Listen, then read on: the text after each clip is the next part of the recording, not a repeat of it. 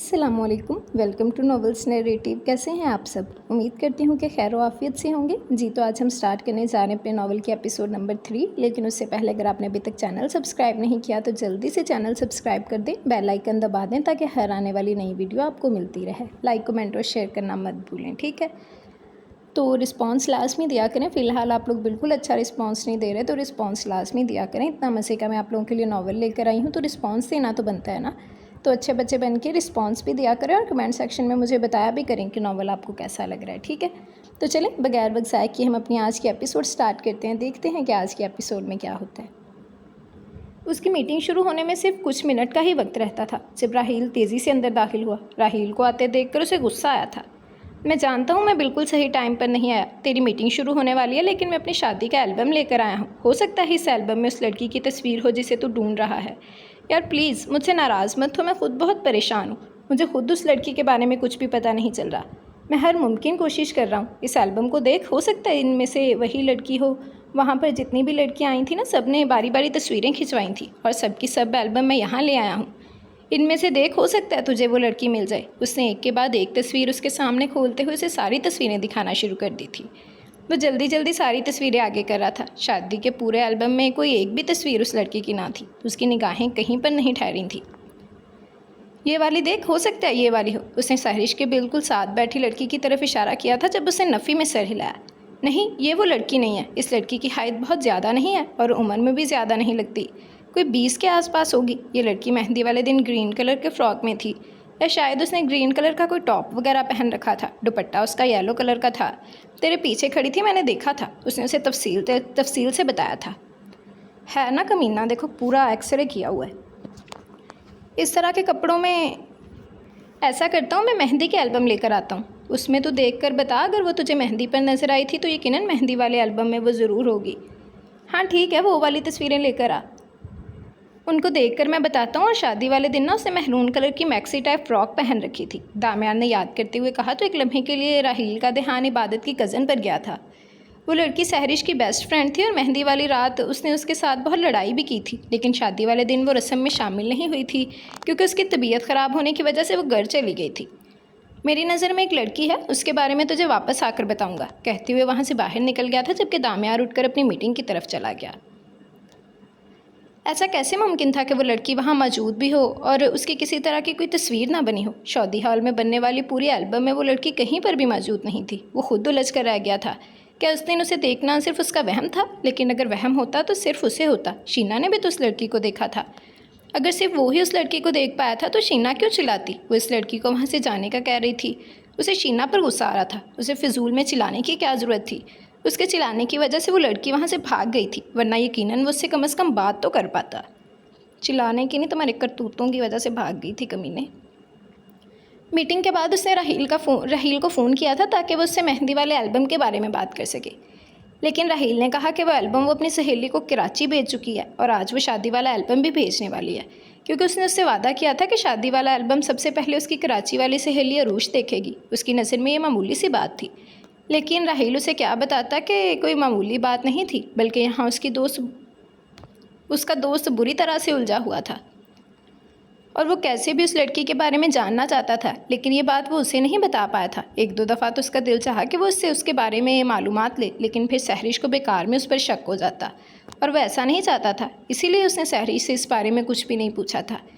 इन सब के दूसरी तरफ दामियार को उस पर गुस्सा आ रहा था। क्या तुकबंदी थी कि शादी वाला एल्बम उठाकर उसने कराची भेज दिया था। हद होती है किसी चीज़ की। इस बेवकूफ़ इंसान ने सिर्फ एक ही एल्बम बनवाया था। हाँ, तुम्हारी तरह लैंडलॉर्ड नहीं है वो। बहुत सोचने के बाद आखिर उसने राहील की बीवी से मिलने का फ़ैसला किया था। यकीनन वो उसकी दोस्त थी, तभी वो उसकी शादी पर आई थी, वरना इसके अलावा ब्राइडल या ग्रूम रूम में और कोई नहीं जा सकता था। राहील इस मामले में उसकी कोई मदद नहीं कर पा रहा था, लेकिन उसे यकीन था कि सहरिश ज़रूर उसकी मदद कर पाएगी। इन्हों आग वेख लो किमें लगी है। भाई साहब आप यहाँ आए, मुझे इस बात की बहुत खुशी है। मेरा भाई मेरे घर में आया है, मेरे लिए बहुत खुशी की बात है। लेकिन जिस मकसद से आप आए हैं उसके लिए मैं पहले ही इनकार कर चुका हूँ। मैं अपनी बेटी की शादी आपके बेटे से नहीं करवाऊँगा। ये मेरा आखिरी फ़ैसला है। आप बार बार यहाँ आकर ना तो खुद शर्मिंदा हों और ना ही मुझे शर्मिंदा करें। हाजी साहिब उन्हें देखते हुए बोले थे, जबकि उसने घर के अंदर कदम रखा सामने ही ताया अबू बैठे नज़र आ गए थे। और यहाँ पर किस बारे में बात हो रही थी इस चीज़ का अंदाज़ा भी उसने अच्छे से कर लिया था। यकीनन वो लोग दोबारा उसके रिश्ते के लिए यहाँ आए हुए थे और उसे यकीन था उसके बाबा ने फिर से इनकार किया होगा और उसे खुशी थी इस बात की कि वो हर दफ़ा उनके रिश्ते को ठुकरा देते थे। उनका बेटा हरगिज़ इस काबिल नहीं था कि उसे अपने सर का ताज बनाया जा सके। अगर बाबा मान भी चाहते तो भी वो शख्स कभी भी उसका आइडियल नहीं हो सकता था जिसके घटिया करतूत वो अपनी आंखों से देख चुकी थी। उस शख्स ने सिर्फ उससे शादी करने के लिए उसकी साथ पर इतना घटिया इल्ज़ाम लगा दिया था जिसका कोई गवाह नहीं था, कोई सबूत नहीं था। सिर्फ उसके एक टीचर ने चंद जुमले कहे थे जो उसे सारे ख़ानदान में बदनाम करवा गए थे। 3 साल पहले उससे कोई गलती नहीं हुई थी, कुछ भी गलत नहीं किया था उसने, लेकिन फिर भी इन लोगों की वजह से आज उसका बाप खुलकर जी नहीं पा रहा था। वो अपने ख़ानदान से अलग हो गया था, लेकिन फिर भी ये लोग उन्हें तंग करने के लिए आ जाते थे और बाबा हर दफ़ा ये कहकर इन लोगों को भेज देते कि उन्हें अपनी बेटी पर पूरा यकीन है, उनकी बेटी ने कोई गलत काम नहीं किया। ये उसका बाप था जो उसके लिए लड़ता था, सर उठाकर उसे जीने की हिम्मत देता था, वरना जिस तरह उनके ख़ानदान वालों ने उन्हें जलील किया था वो शायद कभी सर उठाकर उनके सामने चल ना पाती। लेकिन उसका बाप उसके साथ खड़ा था, उसका गुरूर उसके साथ खड़ा था। वो क्यों नसें झुकाती जबकि उसके बाप को उस पर यकीन था। जब उसके बाप ने कह दिया था कि उसकी बेटी ने कोई गलत काम नहीं किया तो फिर पूरी दुनिया ही उस पर इल्ज़ाम क्यों ना लगाए, उसे फ़र्क नहीं पड़ता था। उसके लिए सबसे बढ़कर उसके बाप का यकीन था। वो ताया को सलाम करती अपने कमरे में चली गई थी।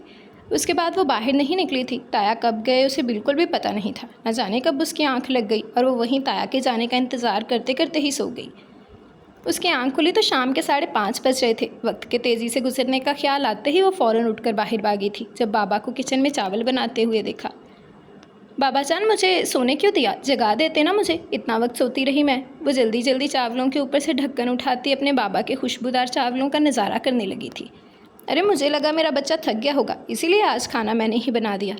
देखना कितने मज़े का पुलाव बना है, उंगलियां चाटते रह जाओगे। वो मुस्कुराते हुए बोले थे जबकि चिटहारे तो वो भी ले रही थी।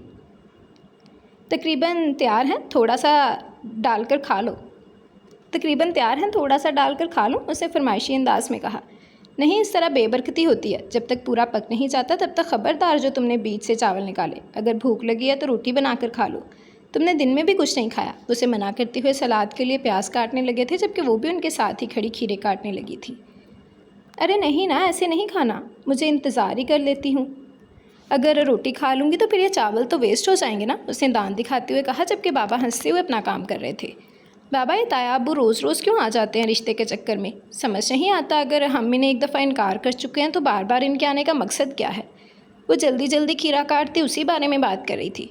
छोड़ो मेरी जान, इन सब चीज़ों पर जोर मत दो। तुम बस मुझे ये बताओ कि तुम्हारी सहेली की शादी की तस्वीरें आई हैं या नहीं? उसका ध्यान हटाते हुए बोले तो अगले ही लम्हे भाग कर अपना एल्बम लेकर आई थी। उसने सहरिश से कहा था कि उसकी ख्वाहिश है उसकी शादी की तस्वीरें वो सबसे पहले देखे। वैसे तो तस्वीरें वो फ़ोन में भी देख सकती थी, लेकिन उसने कहा था कि वो उसकी शादी का पूरा एल्बम एंजॉय करेगी और उसने अपने वादे के मुताबिक पहले ही दिन एल्बम छपते ही उसे बेच दिया था, लेकिन सिर्फ मेहंदी का, क्योंकि शादी का एल्बम उसका हस्बैंड कहीं ले गया था जो उसे 2-3 दिन में मिलने वाला था और अब उन्हें सहरिश की शादी की बहुत सारी तस्वीरें दिखा रही थी। शादी की सारी तस्वीरें बहुत बेहतरीन आई थी और सबसे प्यारी तस्वीरें यहाँ पर रिज़ा की थीं। वो क्यूट सी लड़की उसे बेहद अच्छी लगी थी। वो सच में बहुत प्यारी और बहुत मासूम लड़की थी। उसने बहुत हिम्मत जमा की थी। ज़रान का नंबर तो उसने ईज़ा के फ़ोन से चोरी कर लिया था, लेकिन अब उसमें इतनी हिम्मत नहीं हो रही थी फ़ोन पर उससे बात करने की, लेकिन हिम्मत तो करनी थी। उसने अपनी ज़िंदगी का बहुत बड़ा फ़ैसला किया था और ये फ़ैसला अब उसे ज़रान को सुनाना था। फ़ोन की बेल मुसलसल बज रही थी जबकि शायद दूसरी तरफ से इग्नोर किया जा रहा था, लेकिन मुसलसल तंग करने पर उसने आखिर फ़ोन उठा ही लिया था। अगर दूसरी तरफ कोई फ़ोन नहीं उठा रहा तो आप लोग खुद ही समझ जाया करें कि सामने वाला मसरूफ़ है, उसे तंग ना किया जाए। फ़ोन कान से लगाए उसे बहुत ही बेजार सी आवाज़ सुनाई दी थी। आदम बेजार शख्स। हेलो हेलो, अगर बात नहीं करनी तो फ़ोन रखो यार, और भी काम होते हैं। अजीब लोग हैं, दिमाग खपाने आ जाते हैं। वो फ़ोन रखने ही लगा था जब उसे बोलना पड़ गया। वो मैं इबादत बात कर रही हूँ, मुझे आपसे ज़रूरी बात करनी है। उसने आंखें बंद करते हुए लरजती आवाज़ में अपना जुमला मुकम्मल किया था, जबकि दूसरी तरफ कितनी ही देर खामोशी छाई रही थी। इबादत को लगा कि शायद उसने दूसरी तरफ से फ़ोन बंद कर दिया है। अगले ही लम्हे उसने फ़ोन कान से हटाते हुए देखा था कॉल अभी तक चल रही थी, लेकिन वो कुछ बोल क्यों नहीं रहा था। हेलो ज़रान मामू, आप सुन रहे हैं? मुझे आपसे ज़रूरी बात करनी है। बहरा नहीं हूँ मैं, कहो जो कहना है। दूसरी तरफ से काफ़ी गुजीली आवाज़ सुनाई दी थी। वो दरअसल मैं आपसे अपने और आपके बारे में, मेरा मतलब है कि हमारे बारे में, हम दोनों के बारे में बात करना चाहती हूँ। मैं और आप, मेरा मतलब है हम। क्या इससे आगे बढ़ना पसंद करोगे तुम? तुम्हारी तरफ फारिग नहीं बैठा हूँ मैं, करो जो बकवास करनी है। मैं और तुम क्या? उसे एक दफ़ा फिर से उसके गुर्राने की आवाज़ सुनाई दी थी। सड़ियल खड़ूस। मुझे आपसे मिलना है, क्या आप मुझसे मिल सकते हैं? उसने एक ही सांस में आंखें बंद करते हुए अपना जुमला दोबारा से मुकम्मल किया था, जबकि दूसरी तरफ एक बार फिर से खामोशी छा गई थी। देखो लड़की, मैं कोई इंटर्नशिप सिफारिशें नहीं करता हूँ और ना ही मुझे इस चीज़ से कोई मतलब है। तुम्हें लॉयर बनना है तो खुद अपने बलबूते पर बनो, दूसरों के बलबूते पर ख्वाब देखना छोड़ दो। अगर तुम्हें काबिलियत हुई ना तो तुम खुद ही आगे बढ़ जाओगी। कम से कम तुम्हें मुझसे मिलने की ज़रूरत पेश नहीं आएगी। नहीं, मैं इस सिलसिले में आपसे नहीं मिलना चाहती। मुझे किसी तरह की कोई सिफारिश की ज़रूरत नहीं है। मैं आपसे कुछ और बात करना चाहती हूँ, हमारे रिश्ते के बारे में। वो बहुत गलत मतलब निकाल चुका था उसकी इस फ़ोन कॉल को लेकर। वो ये समझ बैठा था कि वो चाहती है कि वो उसकी इंटर्नशिप के लिए सिफारिश करे, जबकि ऐसा कुछ भी नहीं था। इतना फालतू टाइम नहीं है मेरे पास जो मैं किसी पर बर्बाद कर सकूं। जाओ अपना काम करो और मुझे मेरा काम करने दो। उसे फिर वही जान छुड़वाने वाली बात सुनने को मिली थी। कितना सड़ियल है खड़ूस कहीं का। देखें, मैं आपसे किसी तरह की सिफारिश की कोई बात नहीं करना चाहती। मैं आपके घर आती हूँ, मैं आपसे मिलकर आपको बताऊँगी, तभी आपको समझ में आएगा। मेरा खुदा गवाह है, मुझे आपकी सिफारिश की हरगिज़ कोई ज़रूरत नहीं है। मैं सिर्फ़ और सिर्फ आपके और अपने निकाह के बारे में वो बोल ही रही थी जब दूसरी तरफ से फ़ोन कट गया। वो फ़ोन को घूर कर रह गई थी। कमीना, ये क्या तरीका था? वो अपनी ज़िंदगी का इतना बड़ा फ़ैसला कर चुकी थी और ये शख्स उससे बात तक करने के लिए वक्त नहीं निकाल पा रहा था। बहुत सोचा था उसने, तो अपनी सारी ज़िंदगी उसके नाम पर बैठकर ख़राब नहीं कर सकती थी। उससे आगे बढ़ना था और ज़ारान को भी यही कहना था कि उसे तलाक देकर अपनी ज़िंदगी में आगे बढ़ जाए। लेकिन ज़ारान तो जैसे उससे बात ही नहीं करना चाहता था। बहुत सोच समझ कर आखिर वो इस फैसले पर पहुंची थी कि वो ज़ारान के घर जाएगी और रूबरू होकर उससे बात करेगी। हाँ, शायद तभी वो उसकी बात को समझ पाएगा। वो उससे कह देगी कि वो अपनी ज़िंदगी अपने तरीके से जी सकता है और अगर उसे तलाक देकर आगे बढ़ना चाहता है तो भी उसे एतराज़ नहीं। अगर वो ज़िबाइश से शादी करना चाहता है तो शौक़ से करे। और जहाँ तक सवाल दादी का है तो वो दादी को समझा सकती थी, वो उन्हें बता सकती थी कि इबादत के साथ ज़ारान की ज़िंदगी कुछ भी नहीं है। हाँ, इन्हों ज़िबाइश ही सूट करेगी। इन लोगों की बात मानकर उसने उसे निकाह तो कर लिया है, लेकिन वो कभी इस निकाह को निभाने के लिए तैयार नहीं है। उसके साथ अपनी ज़िंदगी बर्बाद करने से बेहतर है कि वो ज़िबाइश से शादी करे, जिससे वो मोहब्बत करता है, जिसके साथ वो रहना चाहता है। वो नहीं चाहती थी कि इबादत की वजह से दादी ज़ारान से खफा हों या फिर उसे फिर से मजबूरी में कोई फ़ैसला करने पर मजबूर कर दें। ये ज़ारान की ज़िंदगी है। ज़ारान को अपनी ज़िंदगी अपने तरीके से गुजारने का पूरा हक़ था। वो चाहती थी कि ज़ारान अपनी ज़िंदगी अपने तरीके से जिए। पहले ही उसे इतनी बड़ी मुसीबत से निकाल कर वो उस पर बहुत बड़ा एहसान कर चुका था। अब उसे मज़ीद इस शख्स के किसी एहसान की ज़रूरत नहीं थी। सर तो यहाँ है ही नहीं, वो तो अपनी बहुत ज़रूरी मीटिंग के लिए गए हुए हैं। अब बैठे, मैं आपके लिए चाय पानी का इंतज़ाम करता हूँ। वो घर में दाखिल होते हुए मुलाजिम से ज़ारान के बारे में पूछने लगी थी। वो घर पर नहीं था, इस बात का अंदाज़ा उसे था। आप प्लीज़ उन्हें फ़ोन करके बताइए कि मैं यहाँ आई हूँ और मुझे उनसे लाज़मी मिलना है। मैं रोज़ रोज़ उनसे मिलने के लिए नहीं आ सकती, मेरी भी कुछ मजबूरियाँ हैं। उनसे कहिए कि मुझे उनसे बहुत ज़रूरी बात करनी है। वो सोफ़े पर बैठते हुए उसे कहने लगी थी। ठीक है मैम, मैं अभी सर को फ़ोन करता हूँ। मुलाजिम जैसे उसकी परेशानी को समझते हुए उसे कॉल करने लगा था। 2-3 दफ़ा तो दूसरी तरफ से फ़ोन नहीं उठाया गया था, लेकिन मुसलसल कॉल करने पर आखिर ज़ारान ने मजबूर होकर कॉल अटेंड कर ही ली थी। क्या मसला है तुम्हें तारिक? क्यों मुझे तंग किए जा रहे हो? समझ में नहीं आ रहा मैं मसरूफ़ हूँ। वो बेहद गुस्से से बोला था, जबकि आवाज़ फ़ोन से बाहर तक आ रही थी। वो उसके गुस्से को महसूस कर रही थी। सर, आपसे मिलने के लिए एक मैम यहाँ पर बैठी हुई हैं, प्लीज़ आप जल्दी से आ जाइए, उन्हें बहुत ज़रूरी काम है। वो काफ़ी ज़्यादा परेशान लग रही हैं। मुलाजिम ने जल्दी से अपनी बात मुकम्मल की थी। परेशान है तो क्या मैं आकर उसके सामने नाच गा कर उसे एंटरटेन करूँ? दिमाग ख़राब करने की ज़रूरत नहीं है। यहाँ और भी बहुत सारे काम है मुझे। दफ़ा करो उसे घर से बाहर, और आइंदा किसी को भी मुँह उठाकर मेरे घर पर आने की ज़रूरत नहीं है। बता देना मोहतरमा को, इतना फारिग नहीं बैठा हूँ मैं। यार कितना सड़ियल है ये। और तुम क्या किसी को भी मेरी गैर मौजूदगी में घर के अंदर आ जाने दोगे? वो उसकी क्लास ले रहा था। सर, ये मैम उस दिन भी आई थी, इसीलिए मुझे लगा कि आपकी जानने वाली हैं। वो परेशानी से कहने लगा था। मेरी हर एक जानने वाले को उठाकर सर पर ना बिठा लिया करो। दफ़ा करो इसे मेरे घर से बाहर, और आइंदा मेरी इजाज़त के बिना किसी को भी अंदर बिठाने की ज़रूरत नहीं है। और ये मत सोचना कि किसी के भी आने पर मैं अपना ज़रूरी काम छोड़कर घर के चक्कर लगाऊंगा। वो गुस्से से कहता फ़ोन बंद कर चुका था, जबकि मुलाजिम शर्मिंदगी से उसे देख रहा था और इबादत बिना कुछ बोले घर से बाहर निकल गई थी। इतनी तौहीन, इतनी ज़िल्लत, वो इतनी नाअहम थी उसके लिए कि वो उसके बारे में जानकर भी कि वो उससे मिलने आई है घर तक नहीं आया था, बल्कि उसे उठाकर घर से बाहर फेंकने के लिए कह दिया था। इतनी फालतू थी वो उसकी ज़िंदगी में, वो उसकी शक्ल तक नहीं देखना चाहता था। क्यों किया था उसने ऐसा? ताकि उसे बता सके कि वो उसकी ज़िंदगी में कितनी गैर अहम है, सिर्फ इसलिए ताकि उसे नीचा दिखा सके। वो जानते थे उस शख्स की ज़िंदगी में उसकी कोई अहमियत नहीं है और ना ही वो अपनी अहमियत बनाना चाहती थी। वो तो बस उसे आज़ाद करना चाहती थी। वो चाहते थे कि वो घर वापस आए, अपने घर वालों के साथ रहे, हंसे खेले। उसकी वजह से जो महरूमियाँ उससे सही हैं वो सब ख़त्म हो जाएं। लेकिन उस शख्स की अना तो आज भी पहले दिन की तरह बुलंद थी। वो उसकी शक्ल तक देखने का रवादार नहीं था, लेकिन वो अपनी ज़िंदगी को उसके आश्रय भी तो नहीं छोड़ सकती थी। उसने फ़ैसला किया था और अब उसने इस फैसले पर साबित कदम रहना था। चाहे कुछ भी क्यों ना हो जाए, उसे ज़रान शाह से मिलना था और हर कीमत पर मिलना था। वो कब तक यूँ रहेगी, कब तक उसके सहारे बैठी रहेगी? वो बेमोल नहीं थी। क्या मुझे उनके ऑफिस जाना चाहिए उनसे मिलने के लिए? वो सोचते हुए गाड़ी में आ बैठी थी। बीबी जी, मुलाकात हुई है आपकी ज़रान साहिब से? चचा ने पूछा था। नहीं चचा, वो ऑफ़िस में है। मेरे ख्याल में मुझे कल उनके ऑफ़िस में जाकर उनसे मिलना होगा, वो कुछ सोचते हुए बोली थी। जबकि चचा गाड़ी स्टार्ट कर चुके थे। उसने उनको मना किया था कि वो किसी को कुछ ना बताएं, तो चचा ने भी उससे वादा किया था कि वो इस बारे में किसी से कुछ नहीं कहेंगे। चचा को यही लग रहा था कि वो अपनी ज़िंदगी को बेहतर बनाने की कोशिश कर रही है, जिसमें वो उसका साथ देने को तैयार थे। बारिक बेटा, मैंने सुना है कि तुमने दामियार शाह के साथ काम करने से इनकार कर दिया। उसके साथ तुम्हारी डील फाइनल हो चुकी थी, तो फिर इस तरह से तुमने उसे इनकार क्यों किया मेरे बच्चे? आज बाबा ने काफ़ी दिनों के बाद ऑफिस का चक्कर लगाया था और आते ही उन्होंने उससे इसी इनकार के मुतल्लिक सवाल किया था। क्योंकि बाबा, मुझे उस शख्स की लाइफस्टाइल पसंद नहीं है। मैं आप लोगों की मेहनत उस शख्स के हवाले करने को हरगिज़ तैयार नहीं हूँ। मुझे ना तो उसके काम करने का तरीका पसंद है और ना ही वो शख्स खुद पसंद है। आप नहीं जानते, वो एक आवारा, बदकिरदार, जनाई और जवारी इंसान है। नशे करता है, शराब पीता है सरेआम, और ऐसे लोगों के साथ मैं काम करना पसंद नहीं करूँगा। वो अटल अंदाज में बोला था। वो सब कुछ तो ठीक है बेटा, लेकिन इन सब चीज़ों में तुम्हारे काम का क्या ताल्लुक है? मेरा मतलब है वो शराब पिए, जुआ खेले, जिना करे, बदकारी करे, आवारगी करे। इन सब चीज़ों से तुम्हारा क्या ताल्लुक है, या फिर तुम्हारे काम का क्या ताल्लुक है? ये उसकी ज़ाती ज़िंदगी है और हम किसी की ज़ाती ज़िंदगी पर किसी तरह का कोई सवाल नहीं उठा सकते। इससे पहले जो लोग हमारे साथ काम करते रहे हैं, हमें उनके साथ भी उतना ही ताल्लुक़ रखना था जितना तुम हमारा काम ताल्लुक़ रखने की इजाज़त देता है। हमें ना तो उस शख्स की ज़िंदगी से कोई मतलब है और ना ही उसके लाइफस्टाइल से। हमें सिर्फ अपने काम के लिए उससे ताल्लुक़ रखना है।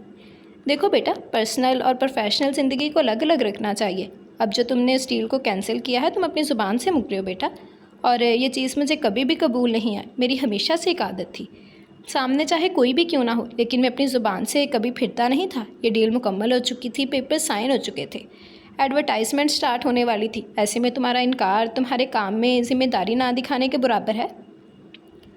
इसकी इजाज़त मैं तुम्हें कभी नहीं दूंगा। ये सीख मेरी नहीं है। तुमने अपनी ज़िम्मेदारी से मुंह फेरा है और मुझे तुम्हारी इस चीज़ ने बहुत तकलीफ़ दी है। मैं आइंदा तुम्हारी तरफ से इस तरह की कोई शिकायत ना सुनूं। तुम मेरे सबसे ज़्यादा समझदार बच्चे हो। मैं नहीं चाहता कि इस तरह की कोई भी गलती तुम दोबारा करो। आई एम सॉरी बाबा, मुझे ऐसा नहीं करना चाहिए था, लेकिन मैं जब भी उस शख्स के साथ काम करने के बारे में सोचता हूँ तो मेरे जहन में यही सारी चीज़ें आ जाती हैं।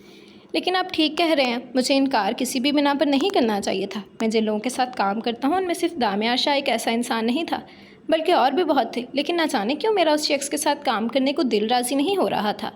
लेकिन अब आइंदा ऐसा कभी भी नहीं होगा बाबा, आई प्रॉमिस यू। वो उनके हाथ पर अपना हाथ रखते हुए बोला तो बाबा मुस्कुरा दिए थे। इबादत, कहाँ रह गई थी तू यार? याद नहीं है कि आज भैया का बर्थडे है और हम भैया का बर्थडे बहुत स्पेशल बनाएंगे। हाँ हाँ मेरी जान, मुझे याद है, आज बारिक मामू का बर्थडे है और हम उसे ज़रूर स्पेशल बनाएंगे। वो बस लास्ट में ना थोड़ा सा काम करते हुए टाइम लग गया, लेकिन अब मैं बिल्कुल फ्री हूँ और सारा काम ख़त्म करके घर आई हूँ। इबादत ने उसे खुश करते हुए कहा था, जबकि ज़बर भी आज जल्दी घर वापस आ गया था। हालांकि काम ख़त्म करने के बाद उसे दोबारा जाना था, लेकिन अब तो भैया की बर्थडे का केक काटने के बाद ही उसने जाना था। वो सब लोग ही बहुत एक्साइटेड थे, क्योंकि बारिक का बर्थडे इन सब के लिए ही स्पेशल था, और ज़्यादा स्पेशल इसलिए थी क्योंकि शादी के बाद ये उसकी पहली सालगिरह थी।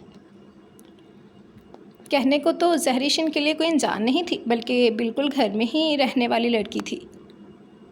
उनके पड़ोस में जहरीश का घर था। उसके अब्बू आर्मी में शहीद हो गए थे और अम्मी उसकी शादी के 3 महीने बाद ही वफ़ात पा गई थी।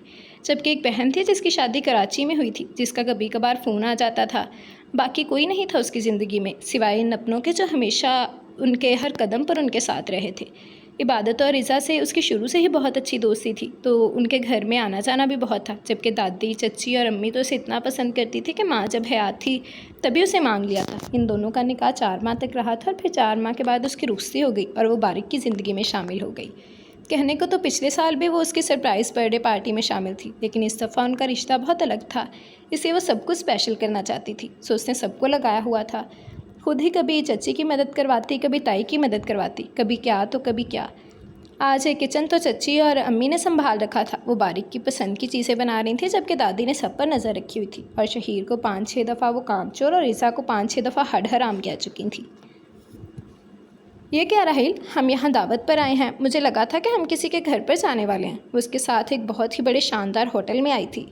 मेरी जान, मेरा दोस्त बिल्कुल बैचलर है। अभी तक ना तो उसकी शादी हुई है और ना ही उसके घर में कोई मुलाजमा काम करती है। सिर्फ मुलाजिम ही हैं। और तुम्हें वो अपने फजूल से मुलाजमों के हाथों का फजूल सा खाना नहीं खिलवाना चाहता था, इसलिए उसने यहाँ होटल में हमारे लिए दावत का एहतमाम किया है। और वो तुमसे कुछ पूछना भी चाहता है। असल में हमारी शादी के दौरान ना उसने एक लड़की को देखा था, और उस लड़की को देखते ही वो उसे कुछ जानी पहचाने लगी। न जाने कौन थी वो, उसे याद नहीं कर पा रहा। शायद तुम्हारी सहेलियों में से कोई थी, क्योंकि उसने उसे ग्रूम रूम में देखा था। तो अगर तुम्हें उसके बारे में कुछ पता हो तो उसे बता देना। चलो, हमने उस फैमिली कैबिन में चलना है। उसे सामने की तरफ इशारा किया था। क्या मतलब बता देना? वहाँ ग्रूम रूम में तो आपकी सहेलियाँ आई होंगी। मेरी सहेलियाँ तो ब्राइडल रूम में आएंगी ना, वो मुस्कुराती हुई शरारती अंदाज में बोली थी। नहीं, मेरी कोई सहेली नहीं है, सिर्फ एक सहेला ही है, और वो ग्रूम रूम में था जब वो लड़की आई। शायद किसी चीज़ को लेने के लिए वहाँ आई थी, या फिर लेने के लिए। तो हाँ, मेरी सहेली ईज़ा गई थी ना, क्योंकि ईज़ा की ड्रेस फट गई थी। तो मैंने उसको कहा था कि ग्रूम रूम में मेरी एक्स्ट्रा ड्रेस पड़ी है, वो पहन ले, तो वही गई थी। इसके अलावा तो कोई नहीं गया। और फिर मैंने आपको बताया था ना कि इबादत की वीडियो आपके पास थी, वो सीसीटीवी फुटेज वाली। वो इबादत उसी को ढूंढने के लिए गई थी वहाँ पर। वो उसकी तरफ देखते हुए कहने लगी थी, फिर शायद ये वही लड़की होगी जिसको दामियार ढूंढ रहा है। तुम प्लीज़ उसे उसके बारे में बता देना। और क्या तुम्हारे पास उस लड़की की कोई तस्वीर वगैरह है? अगर है तो वो तस्वीर भी उसे दिखा देना। मैं उस दिन इसीलिए वो ढूंढ रहा था एल्बम जो तुमने अपनी सहेली को कराची भिजवा दिया, उसे तफसील से बता रहा था। जब सामने से आते दामियार ने उसे सलाम किया, वो खुशदिली से उसके सलाम का जवाब देती उसके साथ अंदर उस कैबिन में दाखिल हुई थी जो स्पेशली उनके लिए बुक करवाया गया था। आई एम रियली सॉरी भाभी जान, मैं तो आपके लिए स्पेशल इंतज़ाम करवाना चाहता था, लेकिन फिर भी होटल वालों ने जैसा किया उसी पर गुजारा करें। वो मुतमईन नहीं था। नहीं, सब कुछ बहुत अच्छा है, मुझे बहुत ज़्यादा पसंद आया है, सहरिश ने सच्चे दिल से कहा था। उसे सब कुछ बहुत अच्छा लग रहा था। अब तक जितनी भी दावतें हुई थी, ये दावत सबसे ज़्यादा शानदार थी। बहुत शुक्रिया, आइए प्लीज़ बैठिए ना। उससे वेटर को अंदर आने का इशारा करते हुए उसके लिए कुर्सी खींची थी, जबकि राहील आराम से बैठ गया था। इतनी शराफत, यकीन नहीं आ रहा। खाने के दरमियान इन लोगों के बीच कोई बात नहीं हुई थी, और ना ही दामियार को खाने के बीच में ज़्यादा बातचीत करना पसंद था। जबकि राहील हर थोड़ी देर के बाद सहरी से कुछ ना कुछ पूछ रहा था। उसकी बातें, शरारती आंखें बहुत कुछ बयान कर रही थी। दामियार को ये कपल काफ़ी पसंद आ रहा था।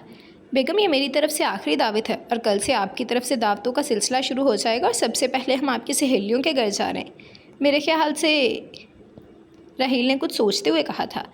जी हाँ, और आपको फ़िक्र करने की ज़रूरत नहीं है। मेरी सहेलियाँ बहुत कम हैं, सिर्फ़ और सिर्फ 3 सहेलियाँ हैं मेरी, जिनमें से एक कराची में है, तो वहाँ जाने का तकल्लुफ़ करने की आपको ज़रूरत नहीं पड़ेगी। और कल एक ही दावत है, उसके बाद मेरी तरफ से भी कोई दावत नहीं है। थैंक गॉड, उसके बाद हम हनीमून पर जाएंगे, राइट? तो उसकी तरफ देखते हुए बोला, जबकि उसने मुस्कुराकर हाँ में सिर हिलाया था। थैंक गॉड, मुझे तो लग रहा था कि ये दावतें ख़त्म ही नहीं होंगी। वो खुदा का शुक्र अदा करते हुए बोला। दामियार मुस्कुरा दिया। वो काफ़ी दिनों से अपने हनीमून ट्रिप की प्लानिंग कर रहा था, और फाइनली उसे मौका मिल रहा था। थैंक यू सो मच दामियार भाई, ये दावत वाकई बहुत ही मज़ेदार थी। मैं इसे हमेशा याद रखूँगी, और अल्लाह पाक से मेरी दुआ है कि आपके घर में भी औरत का कोई वजूद बसने लगे, ताकि आपको अपने दोस्तों की शादी की दावत इस तरह होटल में ना करनी पड़े। वो मुस्कुराते हुए बोली थी, जबकि दामियार भी नरमी से मुस्कुरा दिया। अभी तक तो कोई ऐसी पसंद ही नहीं आई जिसके लिए शादी के बारे में सोच सकूं। और वैसे भी अगर हर तरह की ज़रूरत बिना शादी जैसी मुसीबत में पड़े पूरी हो सकती है, तो शादी करके अपनी ज़िंदगी को सारी ज़िंदगी के लिए इस आज़ादी से महरूम क्यों करना। चवल ही मारी है अपनी तरह घटिया। वो इस अंदाज में बोला कि सहरिश उसे देख कर रह गई। उसकी बात का मतलब वो बहुत अच्छे तरीके से समझ गई थी। मतलब साफ था कि उसकी जेब में बहुत पैसा था, और उसे किसी औरत से शादी करके किसी तरह की मुसीबत अपने गले में डालने की ज़रूरत नहीं थी। वो अपने पैसे से हर तरह की ज़रूरत पूरी कर सकता था। मानती हूँ कि पैसे से हर चीज़ हासिल की जा सकती है, लेकिन बुढ़ापे में आपको एक हमसफ़र की ज़रूरत होगी। जब आपसे कोई बातें करने वाला नहीं होगा, जब आपको कोई समझने वाला नहीं होगा, तब आपका हमसफ़र आपके साथ होगा। हमसफ़र का मतलब ये नहीं होता कि आप अपनी जवानी को खुशी से जिएं। हमसफ़र का मतलब ये होता है कि अपने बुढ़ापे में आपके पास एक मजबूत कंधा हो, जो आपको समझता हो, जो आपको जानता हो, जो आपका सहारा बने। मेरे ख्याल में ये सारी बातें मैं तब सोचूंगा जब मैं बूढ़ा हो जाऊंगा। फ़िलहाल मेरे पास बहुत लंबी ज़िंदगी पड़ी है, और मैं अपनी ज़िंदगी को इस तरह की फ़िजूल चीज़ों में वेस्ट नहीं करना चाहता। और शायद तुमने सुना नहीं है कि जिसके पास पैसा हो सब कुछ उसी के पास होता है। आजकल तो पैसे वाले को हसीन से हसीन लड़की बैठे बिठाई मिल जाती है। अभी अपने रफ़ीक साहिब हमारे बिज़नेस पार्टनर ने एक 19 साल की लड़की से शादी की है और जानती हो उनकी अपनी उम्र क्या है? 70 के आसपास होंगे या शायद उससे भी ज़्यादा। क्यों राहील? वो राहील की तरफ देखते हुए बोला था, जबकि राहील कंधे उचका गया क्योंकि ये हकीकत थी। इस दुनिया में पैसे से बढ़कर और किसी चीज़ की कोई अहमियत ही नहीं थी। ये दुनिया सिर्फ पैसे की ही होकर रह गई थी। वो मज़ीद कुछ भी नहीं बोल पाई थी। इस शख्स के पास दलाइल ज़्यादा थे और वो हर चीज़ को बेकार समझता था और वो यहाँ पर किसी तरह की कोई बदमज़गी नहीं चाहती थी। इस शख्स ने बहुत ही खूबसूरत दावत की थी उनकी। खैर, तुम जिस लड़की को ढूंढ रहे थे उसके बारे में बात करते हैं ना? दामियार, इसके पास ना कुछ तस्वीरें हैं अपनी सहेलियों की, उनमें से देख लो। इसकी सारी ही सहेलियां वहाँ इसकी शादी पर आई हुई थी। उसने सहरिश को फ़ोन निकालने का इशारा किया तो वो कुछ झिझकते हुए उसने फ़ोन निकाल लिया था, क्योंकि राहील बार बार एक ही बात कह रहा था, जबकि वो खुद अपनी सहेलियों की कोई भी तस्वीर किसी अनजान शख्स को नहीं दिखाना चाहती थी। वो दोनों पर्दे वगैरह की पाबंद तो नहीं थी, लेकिन फिर भी उसे ये बहुत अजीब लग रहा था। बड़ी मुश्किल से उसने अपना फ़ोन निकालते हुए इबादत की तस्वीर निकाल कर उसके सामने की थी। ये तो वो लड़की है ना जो बाद में आई थी। भाभी, आपको अंदाज़ा है कि उस कमरे में पहले कौन सी लड़की आई थी? अब के दामियार ने उसका फ़ोन लेते हुए पूछा था। पहले इज़ा आई थी ग्रूम रूम में, उसके कपड़े फट गए थे, उसकी भी तस्वीर यहाँ है। साथ में उसने अगली तस्वीर सामने की थी और दामियार शाह को लगा जैसे उसे सब कुछ पा लिया हो। हाँ, यही थी वो लड़की जिसे इतने दिनों से ढूंढ रहा था। एक सुकून सा उसके चेहरे पर आ चुका था, जबकि राहील उसके जवाब का इंतज़ार कर रहा था। पै गई ठंड कमीने नू। हाँ, यही है वो लड़की जो पहले आई थी, वो खुशी से बोला था। यही है वो लड़की जिसे मैंने देखा था। वो बहुत खुश लग रहा था, जबकि उसकी ये खुशी सहरिश को समझ नहीं आ रही थी। इसमें इतना खुश होने वाली भला कौन सी बात थी? तुम ऐसा करो, मुझे ये तस्वीर सेंड कर दो, उसे अपना मोबाइल निकालते हुए उससे कहा था, जबकि वो हैरान रह गई थी उसकी इस डिमांड पर। जबकि राहील ने अगले ही लम्हे उसके हाथ से फ़ोन लेते हुए तस्वीरें पहले अपने नंबर पर सेंड की थी और फिर दामियार के फ़ोन पर। उसके अंदाज से ऐसा तो नहीं लग रहा था कि वो ईज़ा को पसंद करता है या फिर उसका रिश्ता लेकर जाएगा शादी के लिए। तो वो किसी तरह की अच्छी बात कह ही नहीं रहा था। उसकी तो सोच ही अलग थी शादी के लिए। तो इस तरह ईज़ा की तस्वीरें वो अपने मोबाइल में क्यों महफूज कर रहा था? उसे बहुत अजीब लग रहा था। जो भी था, ये तस्वीरें उसके पास इमानत थीं और वो इमानत में इस तरह ख़यानत करके बहुत परेशान हो गई थी। ईज़ा 4 भाइयों की इकलौती बहन है और उसके सारे भाई इससे बहुत ज़्यादा प्यार करते हैं। एक भाई वकील है, एक भाई पुलिस में है, जबकि 2 भाई बिज़नेस में है। उसने खुद ही बोलना शुरू कर दिया था कि अगर दामियार के जहन में ईज़ा के लिए कुछ गलत है तो वो निकल जाए, क्योंकि वो हरगिज़ उस पर किसी तरह की मुसीबत नहीं आने दे सकती थी और इस इंसान के इरादे भी उसे ठीक नहीं लग रहे थे। आप मुझे इतनी तफसीलें ना बताएं, फ़िक्र मत करें, मैं उसका रिश्ता लेकर हरगिज़ नहीं जा रहा, वो हंसते हुए बोला था, जबकि सहरिश को कुछ अजीब सा फील हो रहा था। कमीना, ये तो बंदा दूर फिट्टे मुँह ही कह सकता है इनू। तो फिर किस वजह से ली हैं आपने ये तस्वीरें? वो खुद को पूछने से रोक नहीं पाई थी। मैं पेंटर हूँ भाभी जी, खूबसूरत चीज़ों की पेंटिंग बनाता हूँ। आपकी सहेली बहुत अच्छी लगी थी उस दिन मुझे, लेकिन फिर कहीं गुम हो गई। इनकी पेंटिंग बनाने की ख्वाहिश है मुझे, बस इसीलिए इन्हें ढूंढने के लिए रूह बेचैन हो गई थी। ये एक पेंटर के अंदर की फीलिंग होती है, सिर्फ एक पेंटर ही समझ सकता है। उसकी तरफ देखते हुए बोला तो वो लम्हे में पुरसकून हो गई थी। क्यों नहीं समझ सकती? मेरे भैया भी पेंटर हैं और वो भी आपकी तरह ही रिएक्ट करते हैं। जब उन्हें कोई चीज़ पसंद आ जाती है फिर उससे ढूंढने के लिए हर हद पार कर गुजरते हैं। वो पुरसकून होते हुए बोली तो दामियार भी मुस्कुरा दिया था। ये झूठ नहीं था, वो सच में बहुत ही खूबसूरत पेंटिंग बनाता था। उसके आर्ट बहुत दूर दूर तक नुमाइश के लिए गए हुए थे, लेकिन ईज़ा की तलाश उसे हरगिज़ किसी तरह का आर्ट बनाने के लिए नहीं थी। ईज़ा की तलाश तो उसके सुकून के लिए थी। वो सुकून जब से इस लड़की को देखा था कहीं खो सा गया था। उसे वो सुकून वापस चाहिए था और वो सुकून अब उसे तब भी मिलना था जब ईज़ा उसके पास होती, उसके साथ होती। हाँ, कमीनेपन की इंतहा है। और कुछ इन्फॉर्मेशन नहीं देंगे आप इस लड़की के बारे में? मेरा मतलब है कि इनके वालिद के बारे में भी कुछ बता दीजिए। भाइयों के बारे में तो आपने काफ़ी ख़तरनाक नक्शा खींचा है, वो उससे मज़ीद पूछने लगा था। बिल्कुल, तुम्हारी ठकाई उन्हीं से होती आई है बेटे। इसके अब्बू का नाम उसामा शाह है, इसके अलावा मैं और कुछ नहीं जानती, वो हंसते हुए बोली थी। चलें, इतना ही काफ़ी है। वो मुस्कुराकर बात ख़त्म कर गया जब राहील ने उसे चलने का इशारा किया। बहुत ज़्यादा वक्त हो चुका था, इन लोगों को वापस घर जाना था, जबकि वो अच्छे से मेहमान नवाजी निभाते हुए इन्हें गाड़ी तक छोड़ने आया था। उसकी आंखों के सामने वो तस्वीर थी। हाँ, ये वही लड़की थी जिसे पहली दफ़ा उसने अपने मोबाइल की स्क्रीन पर देखा था। हाँ, यही थी वो लड़की जिसे वो इतने वक्त से तलाश कर रहा था। हाँ, यही थी वो लड़की जिसके लिए वो इतनी रातों से बेचैन था। यही थी वो लड़की जिसकी वजह से वो इतनी रातें सो नहीं सकता था।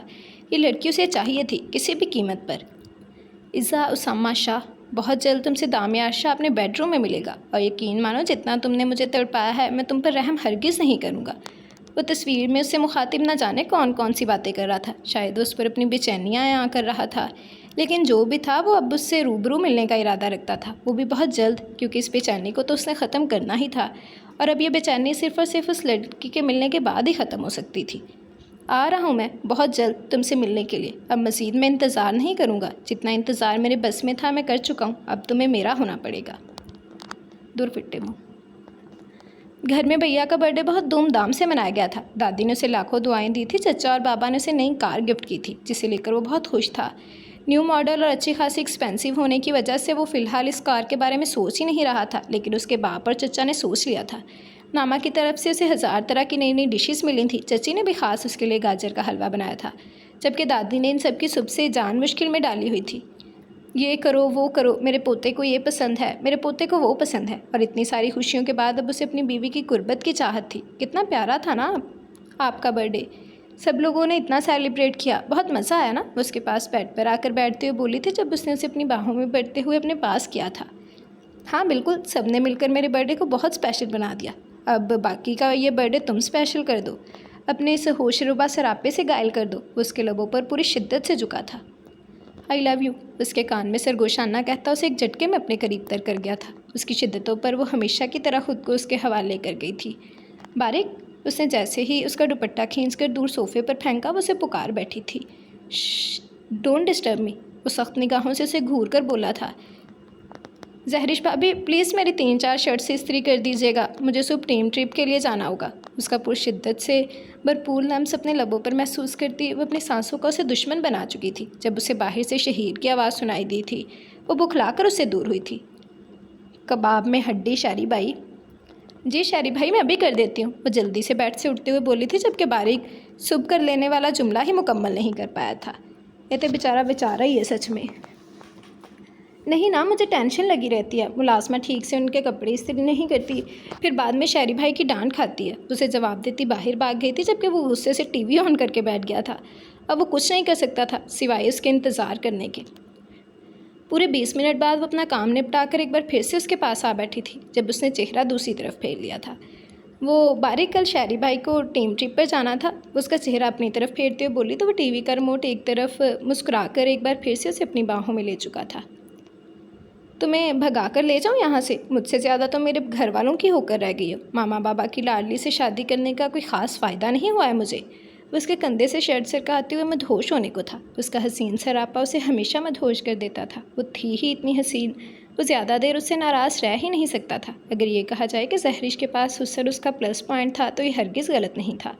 उसका शौहर सर से पैर तक उसका दीवाना था, और बाकी सब घर वालों को उसने अपने अच्छे इखलास से दीवाना कर रखा था। अभी वो पूरी तरह से उसकी जान को हल्कान करता कि बाहर से अम्मी की आवाज़ ने बाकी की कसर पूरी कर दी थी। जहरिश बेटा, अम्मा की तबीयत ठीक नहीं है, इबादत दूध रखना भूल गई है, मेरे ख्याल में तुम दूध गर्म करके रख देना याद से। जी अम्मी, अभी रखती हूँ, उसे अपनी शर्ट सीधी करते हुए कहा था, जब बारिक ने उसे घूर कर देखा था। बारिक, आपको तो पता है ना कि इबादत की तबीयत 2 दिन से ठीक नहीं है, और बेचारी अपने टेस्ट के चक्कर में दुनिया बुलाई बैठी है, वरना दादी अम्मी के तो सारे काम वही करती है। मैं अभी दूध रख के आती हूँ, उसके करीब से उठते हुए बोली थी, जबकि वो चेहरे पर तकिया रख चुका था। सही बेचारे के रोमांस के दुश्मन बने हुए हैं सब। थोड़ी देर के बाद वो वापस कमरे में आई तो आहिस्ता से उसके चेहरे पर से तकिया हटाया था, जब उसने उसे घूर कर करवट बदल ली थी। मेरे जानू से अभी नाराज़ हो गए क्या मुझसे? उसके कंधे पर हाथ रखती उसे अपने तरफ करते हुए उसके गालों पर अपने लब रख चुकी थी। जहरिश, मैं तंग आ चुका हूँ, बस बहुत हो चुका है ये सब कुछ। तुम्हें हमेशा से मुझसे ज़्यादा हर इंसान प्यारा है। अगर यही सब कुछ चलता रहा ना, तो मैं फुप्पो की बात पर अमल कर जाऊँगा। ठीक कहती थी फुप्पो, पड़ोस की लड़की से शादी मत करो, वो शौहर के साथ कभी अच्छे से एडजस्ट नहीं हो सकती। 8 महीने हो गए हमारी शादी को यार, इन सब से थोड़ा सा अलग होकर मुझे भी थोड़ी अहमियत दे लो। After all I am your husband. लगता है मुझे फुप्पो की बात पर अमल करना पड़ेगा। क्या मतलब है आपकी इस बात का? वो सदमे से उसे देखने लगी थी। मतलब बहुत साफ और वाज़िया है, मैं दूसरी शादी की बात कर रहा हूँ। अगर तुम मेरे किसी काम की नहीं हो तो क्या मैं तुम्हारा अचार डालूंगा? नाइस जोक, हंसना था, हा हा हा। वो उसके सीने पर सर रखते हुए मुस्कुरा कर बोली थी। ये मजाक नहीं है, मैंने शादी अपने लिए की है, अपने घर वालों के लिए नहीं। वो लब दबा कर बोला तो उसे घूरने लगी थी, जबकि अब तक वो अपने चेहरे पर संजीदगी से जाए हुए था। भाभी जाग रही है तो खाना दे दे, बहुत सख्त भूख लगी हुई है। वो उसे घूरे जा रही थी, जब बाहर से उसे ज़बर की आवाज़ सुनाई दी थी। डोंट वरी, दूसरी शादी के बाद भी मैं तुम्हें छोड़ूंगा नहीं। मेरे घर वालों को तुम्हारी बहुत ज़रूरत होगी। उसके इस तरह से घूरने पर वो अब भी संजीदगी से जवाब देते हुए लेट गया था। मैं गंजा कर दूंगी उसको भी और आपको भी। वो गुस्से से उसकी कमर पर मुक्के बरसाने लगी थी, जबकि उसका जानदार कहका पूरे कमरे की फिजा में गूंजता उसे मजीद गुस्सा दिला गया था। जाओ जाओ, तुम जाकर अपने देवर को खाना दो, मैं तो दूसरी बीवी के ख्वाब देखता हूँ। उसे भेजते हुए भी आग लगाना नहीं भूला था, जबकि जहरिश का बस नहीं चल रहा था कि उसे कच्चा चबा जाए। वो गुस्से से कमरे का दरवाज़ा खोलते ज़बर से टकराई थी। बेचारे के अरमान तो ठीक है, बीवी मुँह ही नहीं लगाती है। भाभी अब ठीक तो है ना? उसे इस तरह से बाहर आते देखकर ज़बर भी घबरा कर पीछे हटा था। ज़बर भाई, आप पुलिस में है ना? अगर मेरे हाथ से बड़ी फुप्पो की निमरा और आपका भाई साया हो गया ना, तो खुदा के लिए मुझे बचा लीजिएगा। आइए, मैं आपको खाना देती हूँ। वो अपना गुस्सा कंट्रोल करते हुए बोली थी, जबकि ज़बर ये सोच रहा था कि उसके घर के नहीं बल्कि पूरे ख़ानदान के सबसे संजीदा और बोरिंग तरीन इंसान ने अपनी बीवी से ऐसा क्या कह दिया था कि उसकी जान के लाले पड़ गए थे। कमाल नहीं हो गया, मेरी बीवी ने सारा मसला ही हल कर दिया। राहील सुबह उसके पास आया था। उस रात जो लड़की आई थी ना वहाँ उस कमरे में, वो लड़की इबादत थी। उस लड़की की कज़न है और वो उसी लड़की को ढूंढने के लिए आई थी, क्योंकि इससे पहले ये लड़की वहाँ पर गई थी अपने कपड़े चेंज करने के लिए। ग्रूम रूम में वहाँ अंदर सहरिश के एक्स्ट्रा कपड़े पड़े हुए थे और हम ये सोच सोच कर पागल हो रहे थे कि वहाँ वो लड़की गई ही क्यों। उस लड़की की सारी इन्फॉर्मेशन तो मैं तुम्हें ला कर दूंगा, लेकिन ये लड़की उस टाइप की नहीं है, ये मैं तुम्हें गारंटी देकर कह सकता हूँ। उसकी तरफ देखते हुए बोला था। तो किस टाइप की है और किस टाइप की नहीं, इसका फैसला मैं करूँगा। तुम बस वो करो जो मैंने तुम्हें करने के लिए कहा है। हाँ, तुम बड़े घटिया टाइप के हो। ठीक है, मैं आज ही जहरी से पूछ लेता हूँ किस लड़की का घर कहाँ है और ये लड़की कौन है, क्या करती है। इसके बारे में सारी इन्फॉर्मेशन तुम्हें आज ही मिल जाएगी, वो पुरसुकून होते हुए बोला था। ओहो, याद आया, आज हम इसी लड़की के घर पर तो डिनर करने जा रहे हैं। इबादत और इज़ा के घर आज हमारी दावत है। मैं ऐसा करूँगा कि तुम्हें वहाँ की लोकेशन सेंड कर दूँगा, बाकी तुम अपना मामला खुद ही देख लेना। छोटी मोटी इन्फॉर्मेशन मैं निकाल लूँगा। वैसे काफ़ी मालूमात हमें मिल चुकी हैं। राहील पुरसुकून हो चुका था, जबकि सुकून तो उसे भी मिल गया था, लेकिन इस सुकून को मुकम्मल हासिल करने के लिए उसे उस लड़की की ज़रूरत थी और अब वो इस लड़की का ज़्यादा इंतज़ार नहीं कर सकता था। अब उसके सब्र का पैमाना लबरेज हो चुका था। अब ये लड़की उसे चाहिए थी और अब आगे अगला कदम उसने खुद ही उठाने का फ़ैसला कर लिया था। उसे सारी रात नींद नहीं आई थी। मुसलसल ज़रान की वो सारी बातें उसके दिमाग में घूमती रही थी। आखिर कब तक वो उसकी बातें बर्दाश्त करती और क्यों? जब वो ही उससे हर ताल्लुक़ ख़त्म करना चाहती थी, तो क्यों वो आदमी के ज़बत वो आदमी उसके ज़बत को आज़मा रहा था। आज उसके ऑफ़िस का पता करने के बाद वो सीधा यूनिवर्सिटी से उसके ऑफ़िस आई थी। चचा ने पहले भी उसके राज को राज रखा था और यकीनन वो आज भी ये बात किसी को नहीं बताने वाले थे। चचा, आप यहीं रुकिए, मैं थोड़ी देर में आती हूँ, उनसे कहती हुए ऑफ़िस के अंदर दाखिल हो गई थी। उसकी टांगें वाज़िया लरज़ रही थी। उसे इस शख्स से बहुत खौफ आता था। शायद उसने कभी उसका नॉर्मल रूप देखा ही नहीं था, इसीलिए। लेकिन फिर भी आज वो यहाँ आ गई थी उसे अपना फ़ैसला सुनाने के लिए। बहुत हो चुका था, अब मज़ीद बर्दाश्त उसमें नहीं थी। एक्सक्यूज़ में, मुझे ज़रान शाह से मिलना है, उसने सामने खड़ी खूबसूरत सी लड़की से कहा था। ओके मैम, आप हैं कौन और इस तरह से ज़रान शाह से मुलाकात क्यों करना चाहती हैं? ज़रान साहब इस तरह केसेस नहीं लेते, उसकी तरफ देखते हुए बोली थी। मेरा नाम इबादत है, प्लीज़ जाकर उन्हें बताएं कि मैं सिर्फ उनसे मिलने के लिए यूनिवर्सिटी छोड़ कर आई हूँ। वो अपने गुस्से को कंट्रोल करते हुए इस लड़की से बोली थी, जबकि वो लड़की पहले तो इनकार करना चाहती थी, फिर ना जाने क्या सोचकर हाँ में सर हिलाती वहाँ से चली गई थी। उस लड़की को देखकर उसे लग रहा था कि वो ना सिर्फ ज़रान की कोई जानने वाली है, शायद करीबी रिश्तेदार भी है, इसलिए उसने ज़रान को बताने का फ़ैसला कर लिया था। ये ना हो कि बाद में वह ज़रान के गुस्से का शिकार हो। Sir, I am very sorry, मैं मीटिंग के बीच में आपको तंग कर रही हूँ। वो दरअसल बाहर एक लड़की आई हुई है और वो कह रही है कि वो आपसे मिलना चाहती है और आपसे मिलना बेहद ज़रूरी है। आपकी कोई मीटिंग नहीं थी इस वक्त, तो फिर मैंने सोचा कि मुझे आपको इस बारे में बता देना चाहिए। I am really sorry sir. वो लड़की अपना नाम इबादत बता रही है और वो कह रही है कि आपसे एक दफ़ा वो मिलना चाहती है। अभी 2 मिनट में मीटिंग शुरू होने वाली थी जब उसकी सेक्रेटरी ने आकर उसे बताया था। इबादत का यहाँ पर सुनकर वो कुर्सी से उठा ही था कि कमरे का दरवाज़ा खोलकर उसके क्लाइंट्स अंदर आ गए थे। आप लोग बैठे, मैं 1 मिनट में आता हूँ। वो इन लोगों से हाथ मिलाते हुए अपनी सेक्रेटरी को उन्हें बिठाने का इशारा करता खुद चला गया था।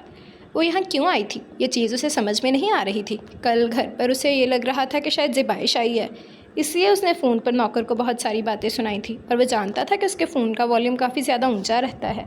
साथ खड़ा आदमी उसकी बात को बहुत वाज़ेह अल्फाज में सुन सकता था, इसलिए उसने काफ़ी सख्त अल्फाज इस्तेमाल किए थे ताकि ज़ुबाइश दोबारा उसे तंग ना करे और उसे अंदाज़ा हो जाए कि इसकी ज़िंदगी में उसकी क्या वैल्यू है। लेकिन बाद में उसे पता चला था कि वो लड़की ज़िबाइश नहीं बल्कि ईसा के साथ आने वाली लड़की थी, यानी इबादत। इबादत उसके घर तक आई थी, उसे फ़ोन भी किया था और फिर वो यहाँ तक आ गई थी उससे मिलने के लिए। क्या वो उससे अपनी इंटर्नशिप के लिए सिफारिश करवाना चाहती थी?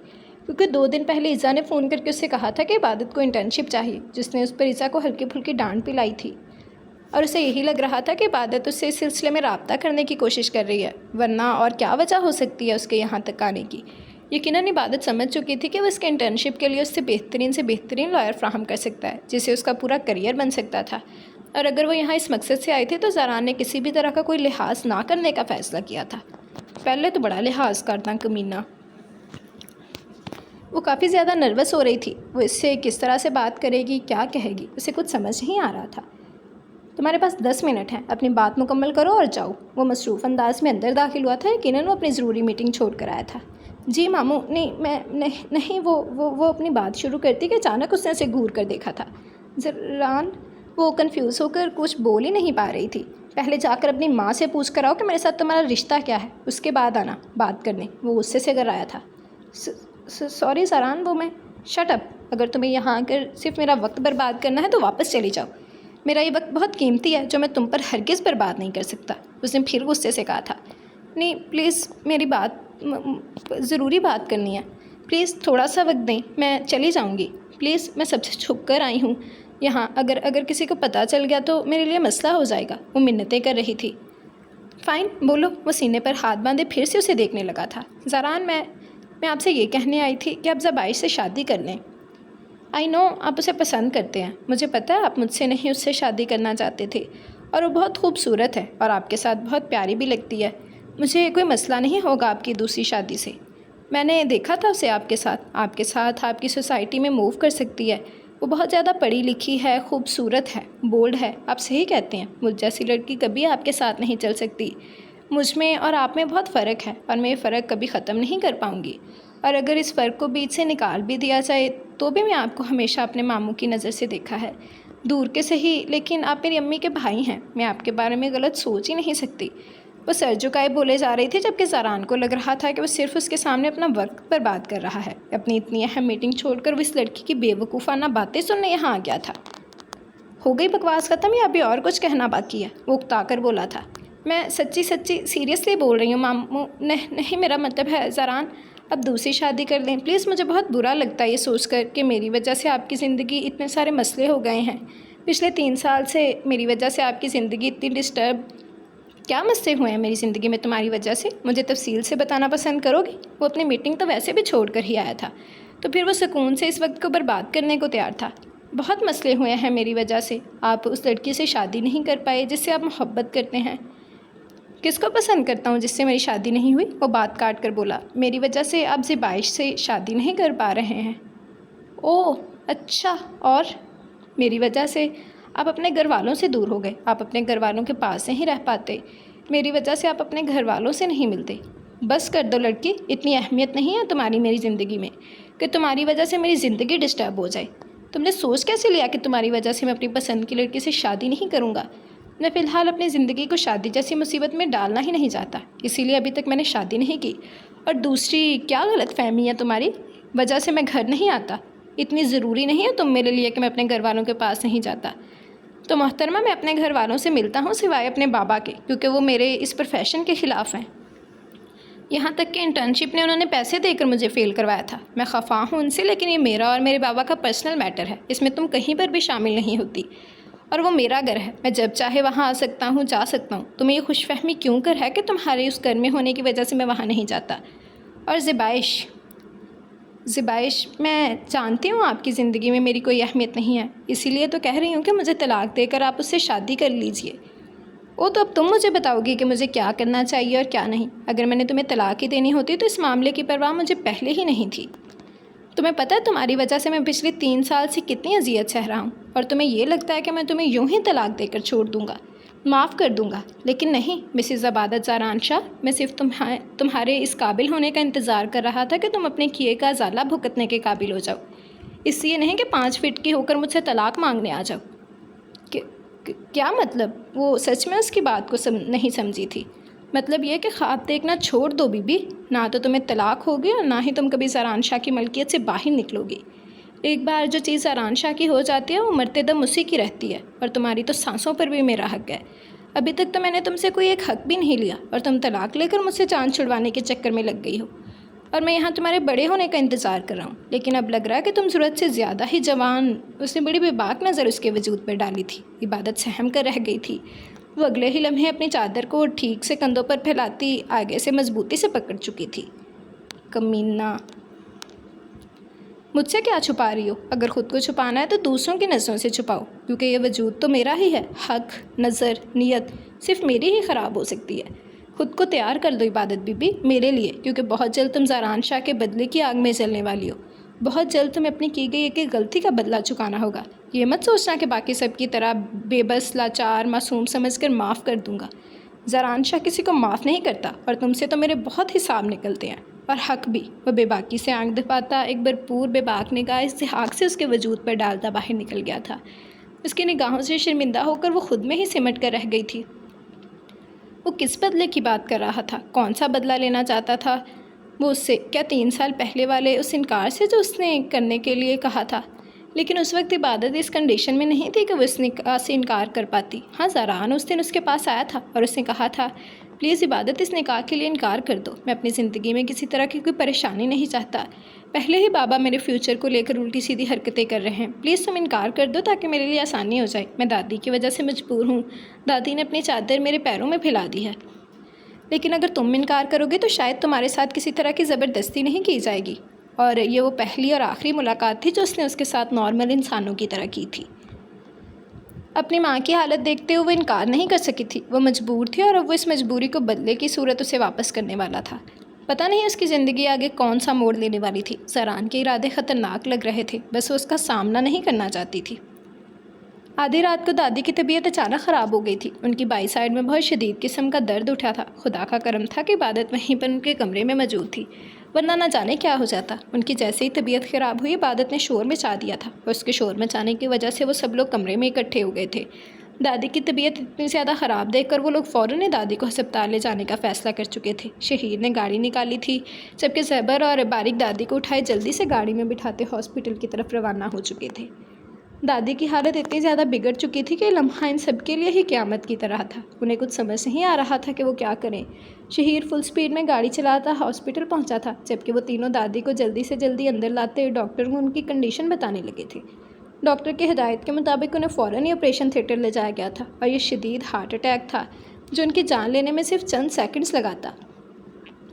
उन्हें बहुत शदीद हार्ट अटैक आया। शुक्र है वक्त पर आप लोग यहाँ पहुँच गए, वरना उनकी जान भी जा सकती थी।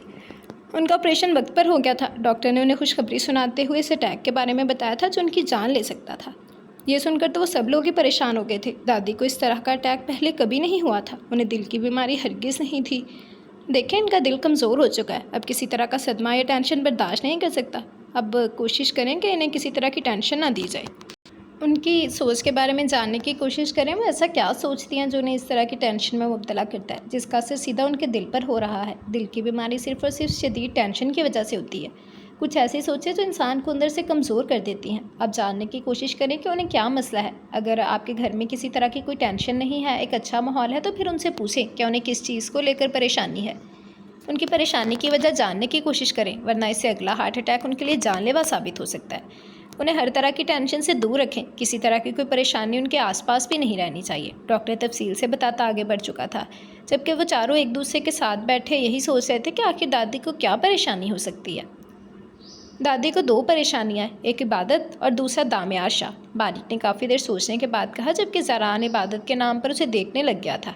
वो इबादत को लेकर परेशान है ज़रान, क्योंकि तुम किसी तरह की शादी या रुखसती के बारे में बात नहीं कर रहे, बल्कि तुम इन मामलों से भाग रहे हो।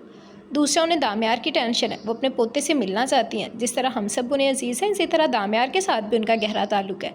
जिस तरह हम सब पर वो अपनी जान देती हैं, दामियार भी तो उनके लिए ख़ास है। हम उसे दूर कर रहे हैं दादी से। वो बोले जा रहा था, जबकि वो सब लोग सुन रहे थे।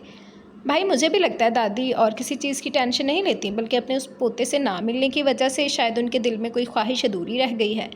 मेरे ख्याल में वो जैसा भी है, हमें उसे दादी से मिलवा देना चाहिए। आज दादी की जो हालत है, उनकी जान जा सकती थी, तो क्या हम उनकी इस ख्वाहिश को पूरे किए बगैर ही उन्हें इस दुनिया से रुखसत कर देते? मैं जानता हूँ मैं बहुत ही ज़्यादा सख्त अल्फाज इस्तेमाल कर रहा हूँ और मुझे ऐसा नहीं करना चाहिए, लेकिन मैंने बहुत सोचा इस बारे में, और सब कुछ सोचने के बाद मेरे जहन में यही चीज़ आई है कि दामियार शाह जैसा भी है, उसे दादी के बारे में बता देना चाहिए और दादी को भी दामियार से मिल लेना चाहिए, ताकि हमें दादी के दुनिया से जाने के बाद ये गिल्ट ना रहे कि हम उनकी ख्वाहिश पूरी ना कर सके। ज़बर ने खुद में बहुत हिम्मत पैदा की थी ऐसे अल्फाज बोलने के लिए। इतना तो बारिक भी समझ सकता था, लेकिन उसकी बात कैसे मानता? क्या इतना आसान था दामिया शाह को दादी के पास लाना? तू भी आ गया बुढ़ी दादी से मिलने के लिए? तुझे भी होश आ गया कि तेरी दादी है अभी इस दुनिया में? दादी सारान को अपने पास बैठे देखकर बोल रही थी, जबकि वो उनके हाथों पर सर रखे हुए अपनी ही सोचों में मगन था। हाँ, मुझे तो ख्याल आ गया, लेकिन ये जो आप बेड पर लेटकर बहानेबाजियाँ कर रही हैं ना कि मेरी शादी पर ढुमके नहीं लगाएंगी, तो ऐसा कुछ भी नहीं होने देने वाला। वो पहले बता रहा हूँ। अगर आपने बारात वाले दिन मेरी शादी पर डांस नहीं किया ना, तो इबादत की जगह ज़िबाई से शादी करूँगा। फिर मत कहिएगा कि दुल्हन पसंद नहीं है मुझे। मेरी इबादत लाखों में बल्कि करोड़ों में एक है। ज़िबाइश बेहया, बेशरम वगैरह वगैरह है। वो सर उठाकर उनसे कहने लगा तो दादी के चेहरे पर ना जाने कितनी रौनकें आ गई थी। वो बेयकीनी से उसे देख रही थी। क्या कहा तूने? अभी तो इबादत से शादी? क्या कहा का क्या मतलब है दादी? अब गले में घंटी लटका दी है तो उसी को बजाना पड़ेगा ना।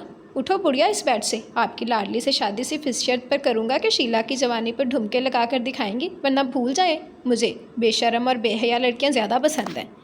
वो आंख दबाकर मुस्कुराया तो दादी ने कमज़ोर से हाथ से एक हल्की सी चपत उसके कंधे पर लगाई थी। बुढ़ी दादी से शीला की जवानी पर डुमके लगवाएगा बदतमीज़? मैं तो इस गाने पर डांस करूँगी जो हमारे ज़माने का था। चिट्टा कुक्कड़ बनेरे थे, तू दुल्हा तो बन, फिर तो देखिए अपनी दादी का स्वैग। दादी ने बीच वाली 2 उंगलियां बंद करके दो खोलते हुए बिल्कुल शहीर के अंदाज में कहा, तो वो सब कहका लगा कर हंसे थे। बस फिर आप जल्दी से ठीक हो जाए, 1 महीने के अंदर अंदर आपकी शर्म हया वाली इबादत की रुखसती हो जानी है। वो उनके हाथ चूमते हुए बोला था, जबकि दादी के चेहरे पर अब सुकून ही सुकून था, लेकिन यह अधूरा सुकून था और अब उसे बारिक को मुकम्मल करना था। मैं जानता हूँ तुम मेरी शक्ल नहीं देखना चाहते, लेकिन यहाँ आना आज मेरी एक मजबूरी थी। वो आज फिर उसके ऑफिस में आया था और उसके आने की खबर सुनकर ना जाने क्यों दामियार ने उसे अंदर आने की इजाज़त देती थी। हालांकि वो ना तो उससे मिलना चाहता था और ना ही उसकी शक्ल देखना चाहता था। मैं चाहता हूँ कि ये तुम्हारी आखिरी दफ़ा की यहाँ की हाज़िरी हो। बताओ क्यों आए हो? हालांकि कल तक तुम दुआ करके गए थे कि आइंदा कभी तुम्हें मेरी शक्ल ना देखनी पड़े, तो फिर यहाँ तक आने की तुम्हारी क्या वजह निकालूँ मैं? वो पुरसुकून अंदाज में कुर्सी पर लहराते हुए उससे पूछा था, जबकि उसने एक फ़ाइल उसके सामने रख दी। दामियार, मैं तुम्हें कुछ नहीं समझा सकता, क्योंकि तुम्हें समझाना मेरे बस से बाहर है। तुम मेरी ये गलती माफ़ नहीं कर सकते, मेरी बात पर क्या यकीन करोगे? लेकिन फिर भी मैं तुमसे कुछ छुपाना नहीं चाहता। वक्त मिले तो इस फ़ाइल को चेक कर लेना। इस फ़ाइल में रिश्तों की तल्ख़ हकीकत छुपी है। उसने एक फ़ाइल उसके सामने रखी थी। चंद दिन पहले उसने ये फ़ाइल अपने सेक्रेटरी से उसकी इन्फॉर्मेशन लेते हुए बनाई थी। उसमें उसकी फ़ैमिली के बारे में सब कुछ लिखा था। वो कौन था, उसका बाप दादा कौन था, उसकी दादी कौन थी, उसकी माँ क्या थी, सब कुछ इसमें यह भी लिखा था कि दामियार की दादी ज़ुबैदा उसकी भी दादी है। वो मेरी दादी को हार्ट अटैक हुआ है, उनकी हालत बहुत ज़्यादा ख़राब है। डॉक्टर ने किसी भी तरह की टेंशन देने से मना किया है। वो फ़ाइल रखने के बाद कहने लगा था कि जबकि दामियार को उसकी कोई बात समझ में नहीं आ रही थी, वो क्यों उसे अपने दादी के बारे में बता रहा था? उसकी दादी से भला उसका क्या ताल्लुक़ था? इस फ़ाइल को लाजमी चेक कर लेना। वो कहकर बाहर निकल गया था, जबकि दामियार ने सामने पड़ी फ़ाइल को उठाया और साइड पर रखे कबाड़ के डिब्बे में डाल दिया।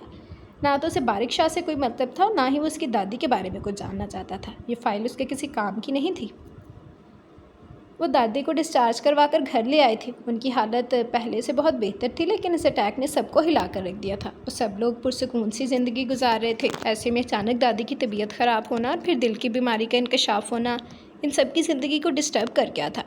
और अब यकीनन ज़िंदगी को मामूल पर आने के लिए बहुत सारा वक्त दरकार था। दादी ने बहुत कहा था ज़रान को, घर आ जाओ, अपने बाप से बात करो। उसे अपनी गलतियों का एहसास हो चुका है, लेकिन उसने साफ इनकार कर दिया था। उसके बाप ने उसकी मंजिल के रास्ते में बहुत पत्थर फेंके थे, बहुत कांटे उगाए थे, लेकिन वो पीछे नहीं हटा था। वो अपने ख्वाब को पूरा करना चाहता था, मुश्किल से ही सही, लेकिन उसने जैसे तैसे करके अपने इस ख्वाब को पूरा किया था। उसके बाप ने उसकी किसी तरह की फ़ाइनेंशियल हेल्प नहीं की थी। वो इस मुकाम पर अपने बलबूते पर पहुंचा था। इस मुकाम तक पहुंचने के लिए उसने बहुत मेहनत की थी। उसका दुश्मन उसका अपना ही बाप था। वो अपने बाप से नाराज़ था, इसलिए अभी वो घर आने को हरगिज़ तैयार नहीं था। तो दादी भी उसे कितना ही मजबूर कर दी। घर आने के बाद आहिस्ता आहिस्ता सब कुछ नॉर्मल हो रहा था। वक्त लगना था, लेकिन इन सब की ज़िंदगी रूटीन पर आ जानी थी।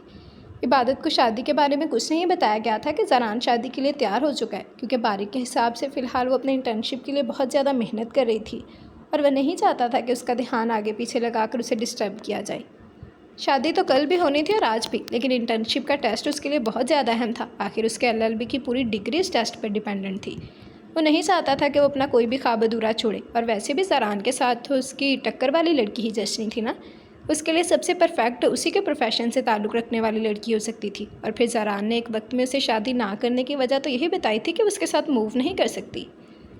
उसका लाइफ़स्टाइल अलग है, और अगर वो इसी के लाइफ़स्टाइल को अपना चुकी थी तो इससे बेहतर उनके ख़ानदान में और कोई जोड़ी हो ही नहीं सकती थी।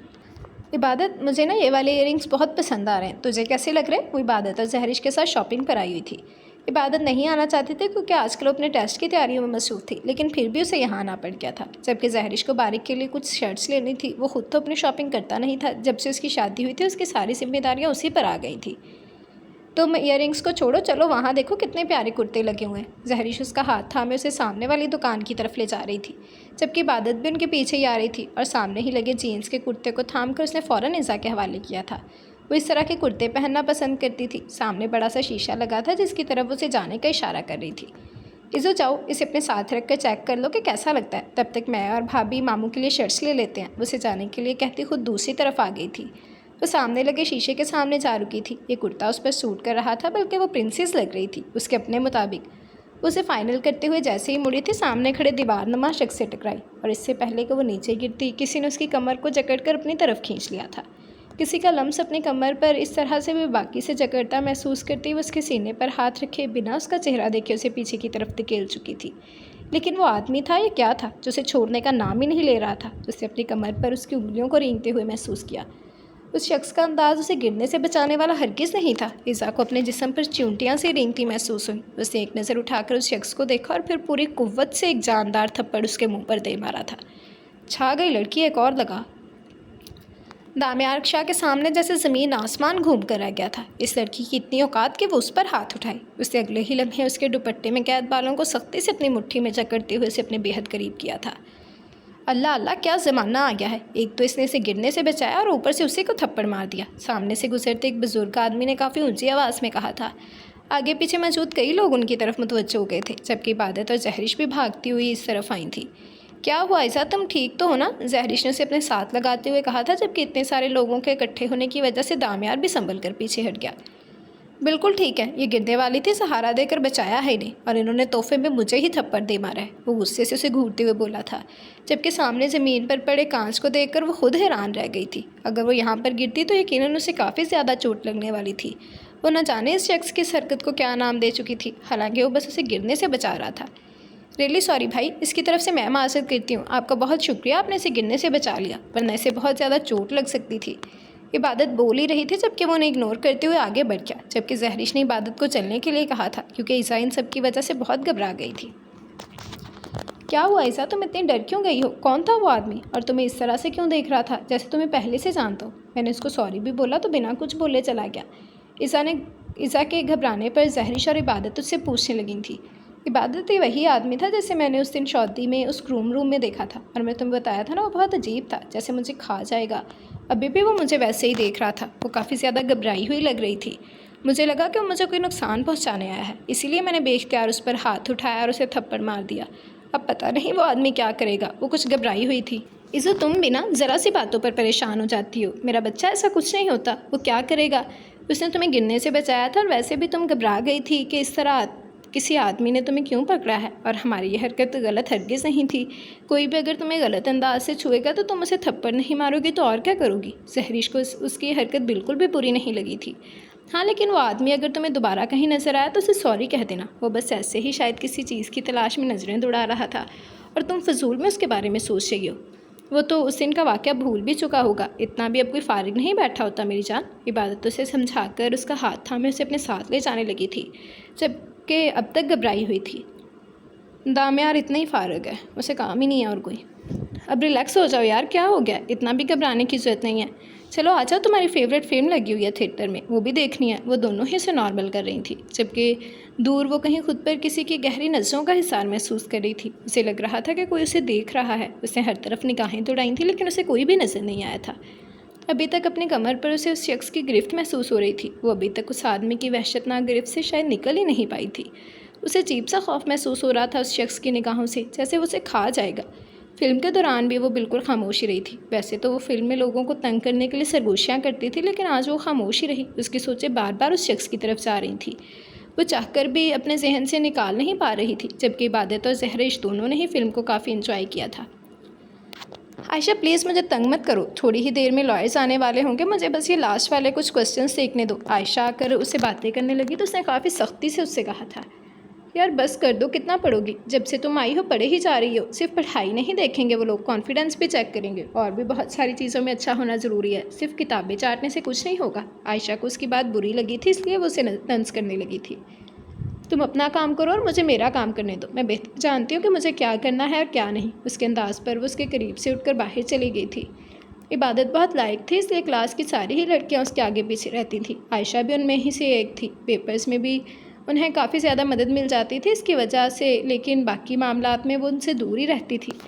आयशा बार बार उसके पास इसलिए आ रही थी ताकि लॉयर्स उससे भी जो सवाल पूछें या अगर किसी भी चीज़ के बारे में पूछे तो वो बाहर आकर उन्हें बता दे, क्योंकि उसका रोल नंबर 7 था तो उसने 7वें नंबर पर अंदर जाना था, जबकि आयशा 11वें पर जाने वाली थी। अब इबादत बाहर आकर बैठी ही थी जब 7 से 8 गाड़ियाँ स्पीड से अंदर दाखिल हुई थी। यकीनन वो गाड़ियाँ उन लॉयर्स की ही थी। वो अपनी पढ़ाई मुकम्मल कर चुकी थी। इस वक्त वो बैठकर दुआएं मांग रही थी कि वो लोगों के सामने उसका कॉन्फिडेंस बहाल रहे।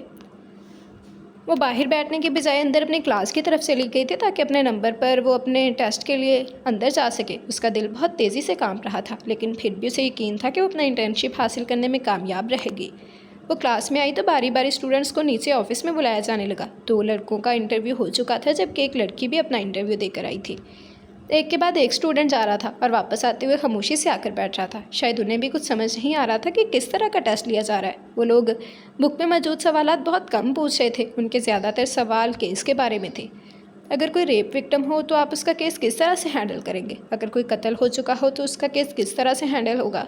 अगर कोई बेगुनाह हो और उस पर इल्ज़ाम लिया जाए तो उसकी दलाइल किस तरह से दी जाएंगी? इस तरह के सवालात पर कुछ लोग कॉन्फिडेंस से जवाब दे पा रहे थे तो कुछ समझ ही नहीं पा रहे थे कि उन्हें क्या करना है। वो लोग उन्हें बहुत बुरे तरीके से उलझा रहे थे। जब उसकी बारी आई वो खुद भी बहुत ज़्यादा घबराई हुई थी, लेकिन इंटर्नशिप टेस्ट तो क्लियर करना ही था। वो खुद में हिम्मत जमा करती उठकर नीचे ऑफिस की तरफ आ गई थी, लेकिन दरवाजे पर रुककर बहुत सारी दुआएं करना वो भूली नहीं थी। आखिर अल्लाह ही तो उसे यहाँ से पास करके निकलवा सकता था। इस वक्त कश्मीर के सबसे बड़े साइंस कॉलेज के बाहर मौजूद था, क्योंकि इसे इन्फॉर्मेशन मिली थी कि सहरिश यहीं पर शादी से पहले पढ़ती थी और यहीं पर सेकंड लास्ट ईयर की स्टूडेंट थी। वो पुरसकून सा बाहर खड़ा उसके आने का इंतज़ार कर रहा था। कल जो गलती ईज़ा ने की थी उसके गुस्से की कोई इंतहा नहीं रही थी। वो उस पर हाथ उठा सकती थी, उसे थप्पड़ मार सकती थी, वो भी बड़े मजमे में।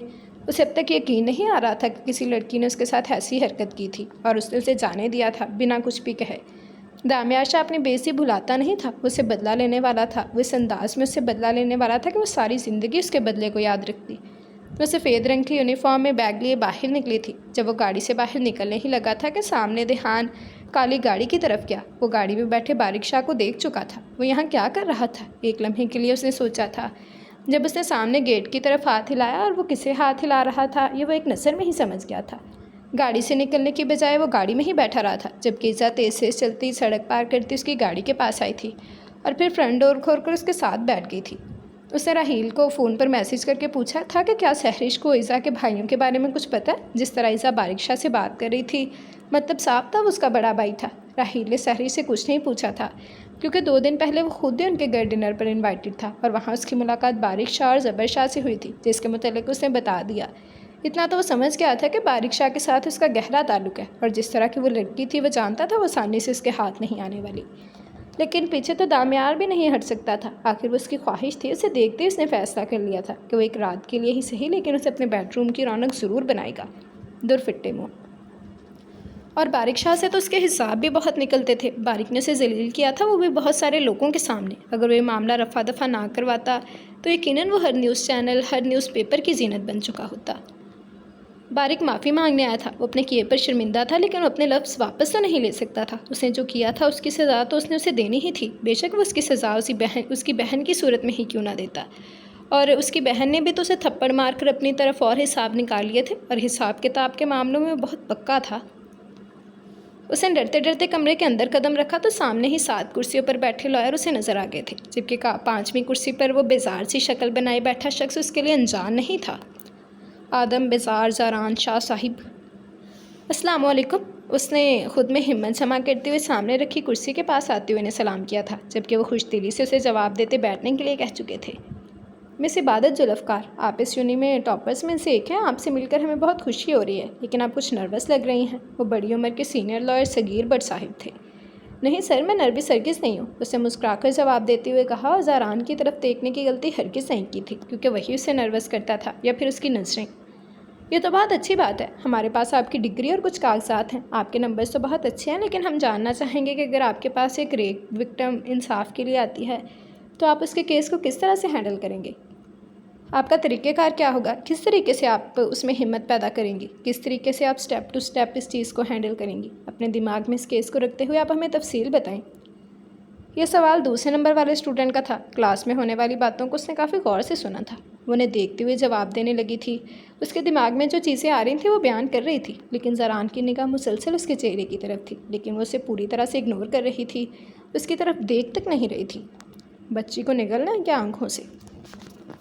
अभी उसने उन्हें जवाब दिया ही था कि ज़ारान के साथ बैठे लॉयर ने उसे दूसरा सवाल कर दिया। वो उसकी तरफ देखते से जवाब देने लगी थी, और फिर इसी तरह तीसरे और चौथे लॉयर ने भी सवाल किया था। तो मिस इबादत, आप अपने क्लाइंट को खुद पर यकीन करने के लिए कैसे कहेंगी? क्योंकि आपको देखकर लगता तो नहीं कि आपका कोई भी क्लाइंट आप पर यकीन करके अपना केस आपके हवाले करेगा। क्योंकि आप तो किसी की आंखों में आंखें डालकर जवाब नहीं दे पाती, तो किसी का केस क्या ही लड़ेंगी? आपकी ये नज़ाकत देखकर एक वकील बनने की काबिलियत मुझे आप में नज़र नहीं आ रही। उसे घूरते हुए काफ़ी सख्ती से बोला था।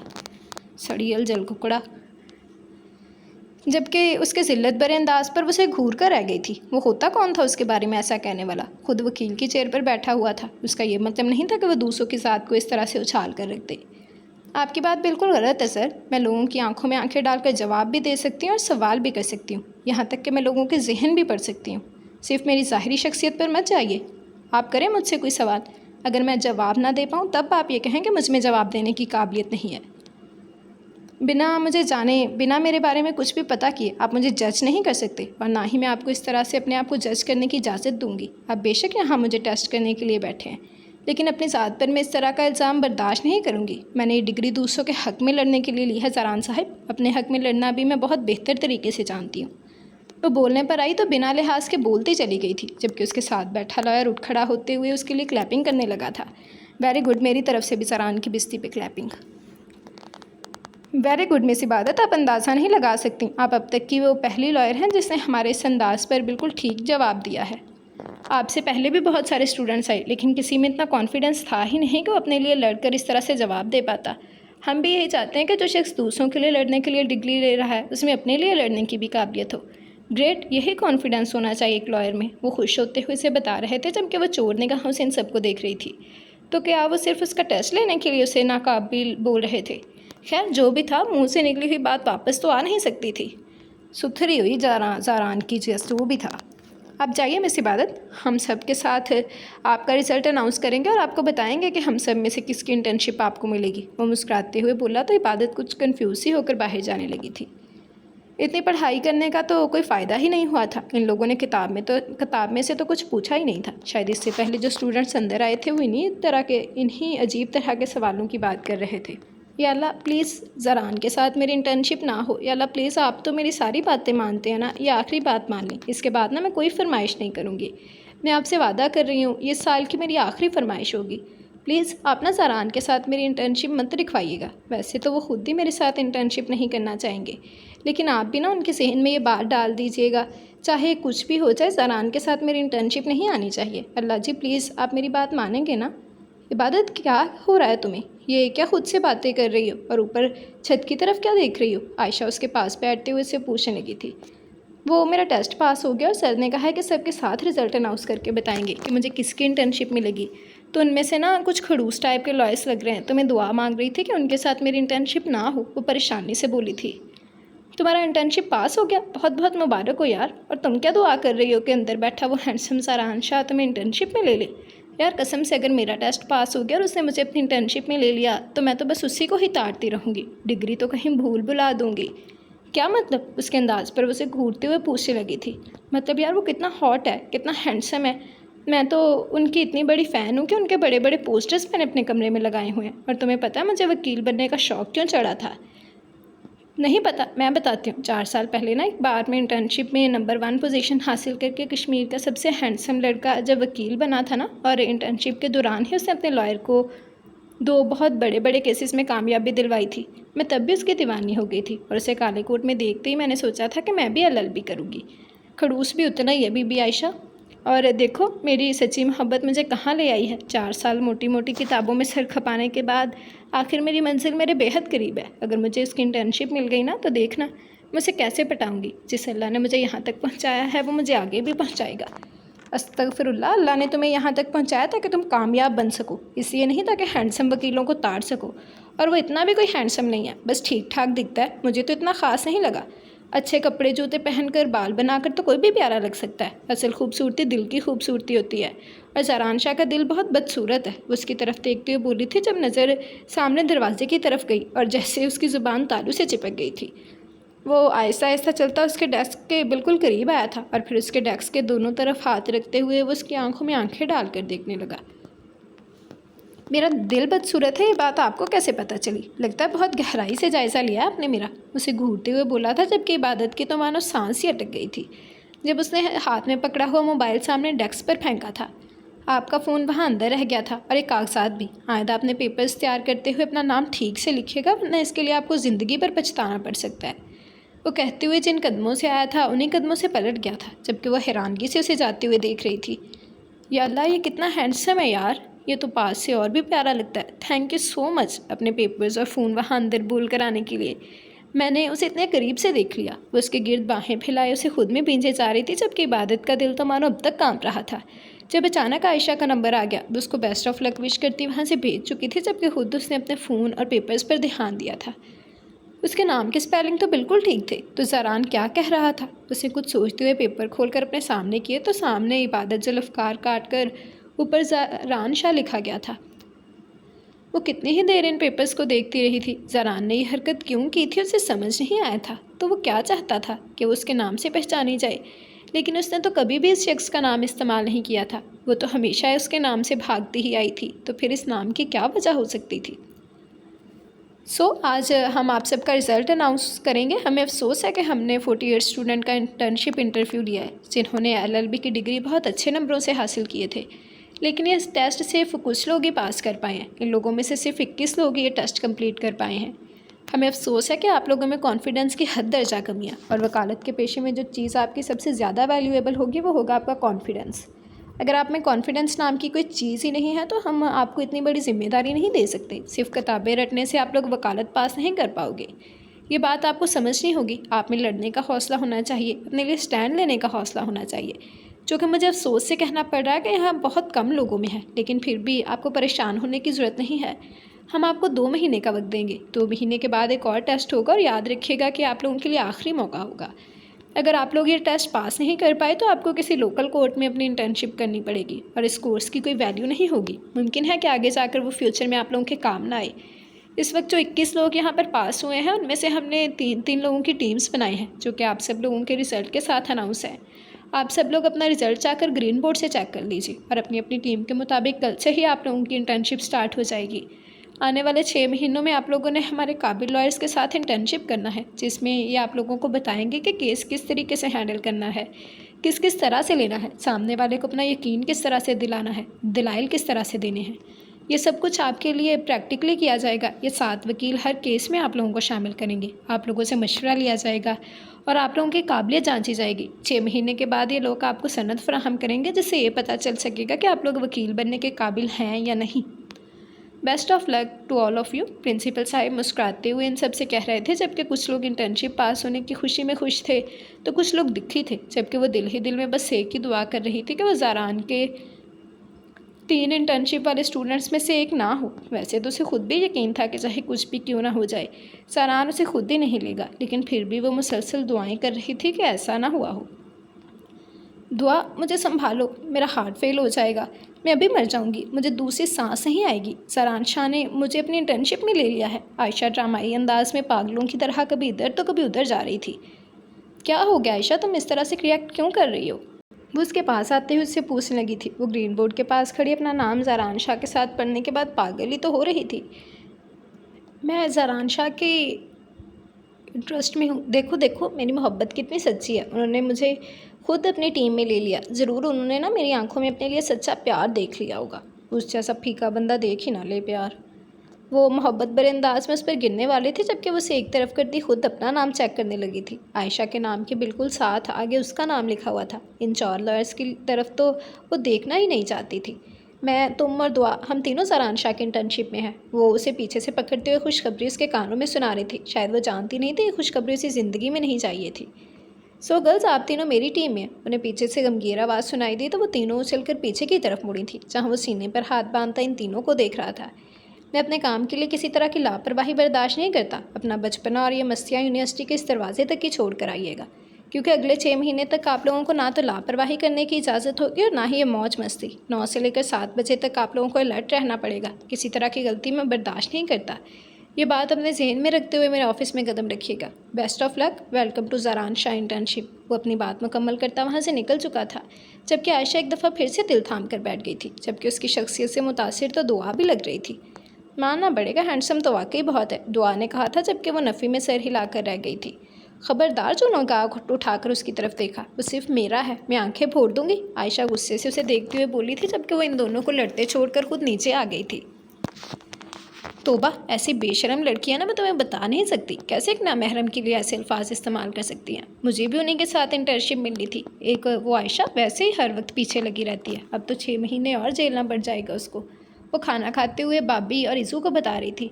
अल्लाह, कैसे बेशरम लड़कियां हैं, नामहरम के लिए ऐसे अल्फाज इस्तेमाल करते हुए इन्हें तो शर्म नहीं आई, लेकिन तुम्हारे तो महरम थे ना, तो तुम कर लेती ऐसे अल्फाज इस्तेमाल। उसके साथ बैठी इज़ू उसके कंधे से कंधा मारती शरारत से बोली थी, जबकि उसे घूर कर रह गई थी। तोबा तोबा, अस्तगफिरुल्लाह, मैं ऐसा सोच भी नहीं सकती। पता नहीं अब क्या होने वाला है इन 6 महीनों में। वो परेशानी से सोच रही थी, जबकि इज़ा बहुत खुश थी कि उसे उसके भाई के साथ इंटर्नशिप मिली है। भैया तो मुझे डांट रहे थे, कह रहे थे कि मैं नहीं करूँगा किसी की भी इंटर्नशिप में मदद। इतना गुस्सा किया मुझ पर और अब देखो खुद ही से इंटर्नशिप दे दी। इज़ा मुँह बनाते हुए बोली थी, जबकि वो उसे देखने लगी। क्या तुमने सिफारिश की थी मेरी उनके सामने इंटर्नशिप के लिए? उसे देखते हुए पूछने लगी। करना चाहती थी, लेकिन उन्होंने मेरी सिफारिश सुनी ही नहीं, वो मुँह बनाकर बोली थी। तो क्या ये मुझे तुम्हारी सिफारिश की वजह से? उल्टी सीधी सोचों से बाहर निकल आओ इबादत बीबी। ज़ारान भाई कभी किसी की सिफारिश पर किसी को काम नहीं देंगे। उन्होंने ज़रूर तुम में कुछ ना कुछ ऐसा देखा ही है कि तुम्हें अपने साथ इंटर्नशिप के लिए रखा है। सहरिश किचन से निकलते हुए उससे कह रही थी, जब बाहर लॉन में बैठी दादी के रोने की आवाज़ सुनाई दी। अल्लाह, दादी को क्या हुआ? वो क्यों रो रही हैं? वो परेशानी से कुर्सी पीछे फेंकती बाहर की तरफ भागी थी, जबकि इबादत और जहरिश भी भागते हुए बाहर आई थी, जहाँ दादी को किसी आदमी के गले लगकर फूट फूट कर रोते हुए पाया। बारिक, शहीर और ज़बर, जो थोड़ी देर पहले ही घर आए थे, दादी के रोने की आवाज़ सुनकर वो भी भागते हुए बाहर आए थे। बारिक, उन्होंने पीछे मुड़कर बारिक की तरफ देखते हुए अपने सामने खड़े आदमी के सीने पर हाथ रखे। वो बहुत बुरी तरह से रो रही थी, जबकि वो सब भागते हुए बाहर उनके साथ खड़े दामियार शाह को देख रहे थे। मेरा पोता, मेरा बच्चा, मेरे मुर्तज़ा का बेटा, उनकी तरफ देखते हुए बोल रही थी, जबकि दामियार चेहरे पर अजीब पुरस्कार सी मुस्कुराहट से जाए उन्हें देख रहा था। कोई ना कोई कमीनापन तो करेगा। बारिक हैरान था उसे यहाँ देखकर, जबकि इबादत, इज़ा और जहरिश उसे पहचान चुकी थी। दादी प्लीज़ आप यूँ रोएं तो नहीं, मुझे दुख हो रहा है आपके आंसू देखकर। ये आंसू मेरे बाबा तो कभी साफ़ ना कर सके, लेकिन आपका पोता आपकी आंखों में कोई आंसू नहीं आने देगा। वो ने एक दफ़ा फिर से अपने साथ लगाते हुए बोला था, जबकि इज़ा उसके नसों में कुछ अजीब सा देख रही थी। वो बात दादी से कर रहा था, लेकिन उसकी निगाहें सिर्फ उसी पर मरकूज़ थीं। दादी बहुत ज़्यादा खुश थी। उन्हें यकीन नहीं आ रहा था कि उनके मुर्तज़ा का बेटा उनके इतने पास है, वो भी बिना किसी गलत फहमी के। सब कुछ ठीक हो चुका था। उन्हें उनका बिछड़ा हुआ पोता मिल चुका था। उनकी खुशी की तो मानो कोई इंतहा ही ना थी। दादी क्या यहीं रोती रहेंगी अपने पोते से लिपट कर? इसे अंदर भी लाइए, हम भी ज़रा मुलाकात का शर्फ हासिल कर लें। ज़बर ने पिछली पहली मुलाकात के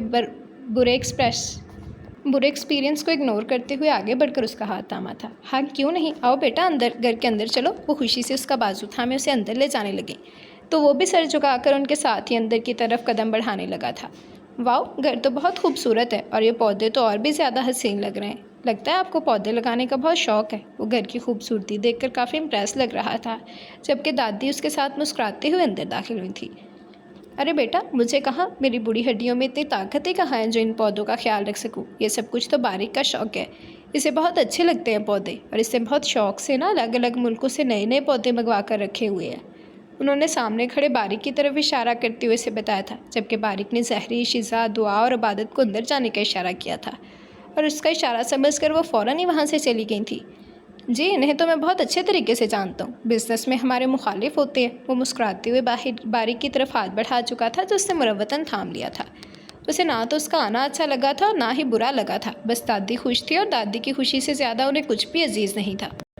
फिलहाल दादी की सेहत अहमियत रखती थी और अगर उनका पोता सब कुछ बोल बुलाकर उनसे मिलने की खातिर यहाँ आ गया था तो उसे भी वेलकम करने में कोई मसला नहीं था। ये बिज़नेस के मामलात ना तुम लोग ऑफिस तक ही रखो, घर में लाने की ज़रूरत नहीं है। ये मेरा सबसे छोटा पोता शहीर है और ये ज़बर है, पुलिस में है ये। इसके अलावा एक पोते का नाम ज़रान है, तुमने सुन रखा होगा, शहर का बहुत बड़ा वकील है माशाल्लाह से। दादी ने बहुत खुशी से उसे ज़रान के बारे में बताया था, जबकि उसने फ़ौरन हाँ में सिर हिलाया। जी बिल्कुल बिल्कुल, मैं जानता हूँ, ज़बर से भी मेरी मुलाकात हो चुकी है, शहीर से भी हो चुकी है।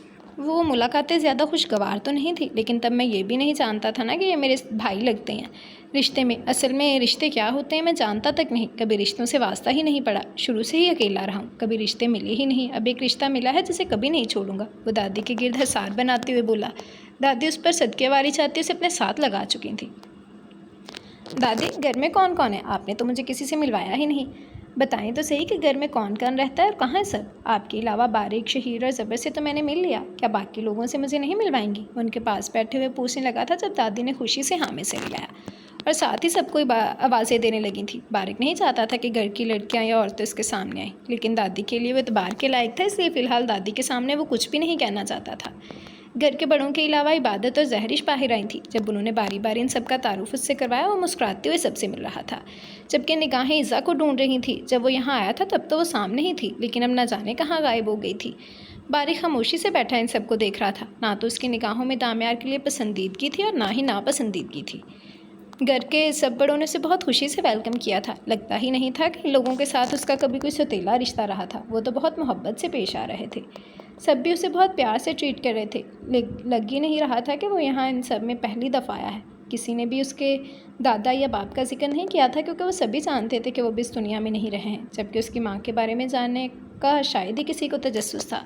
वो इन सब में अपने आप को बिल्कुल भी अनजान महसूस नहीं कर रहा था। उसे यहाँ आकर ज़्यादा अच्छा नहीं लगा था तो बुरा भी नहीं लगा था, लेकिन जिसकी तलाश उसकी निगाहें कर रही थी वो तो जैसे कहीं छुप गई थी।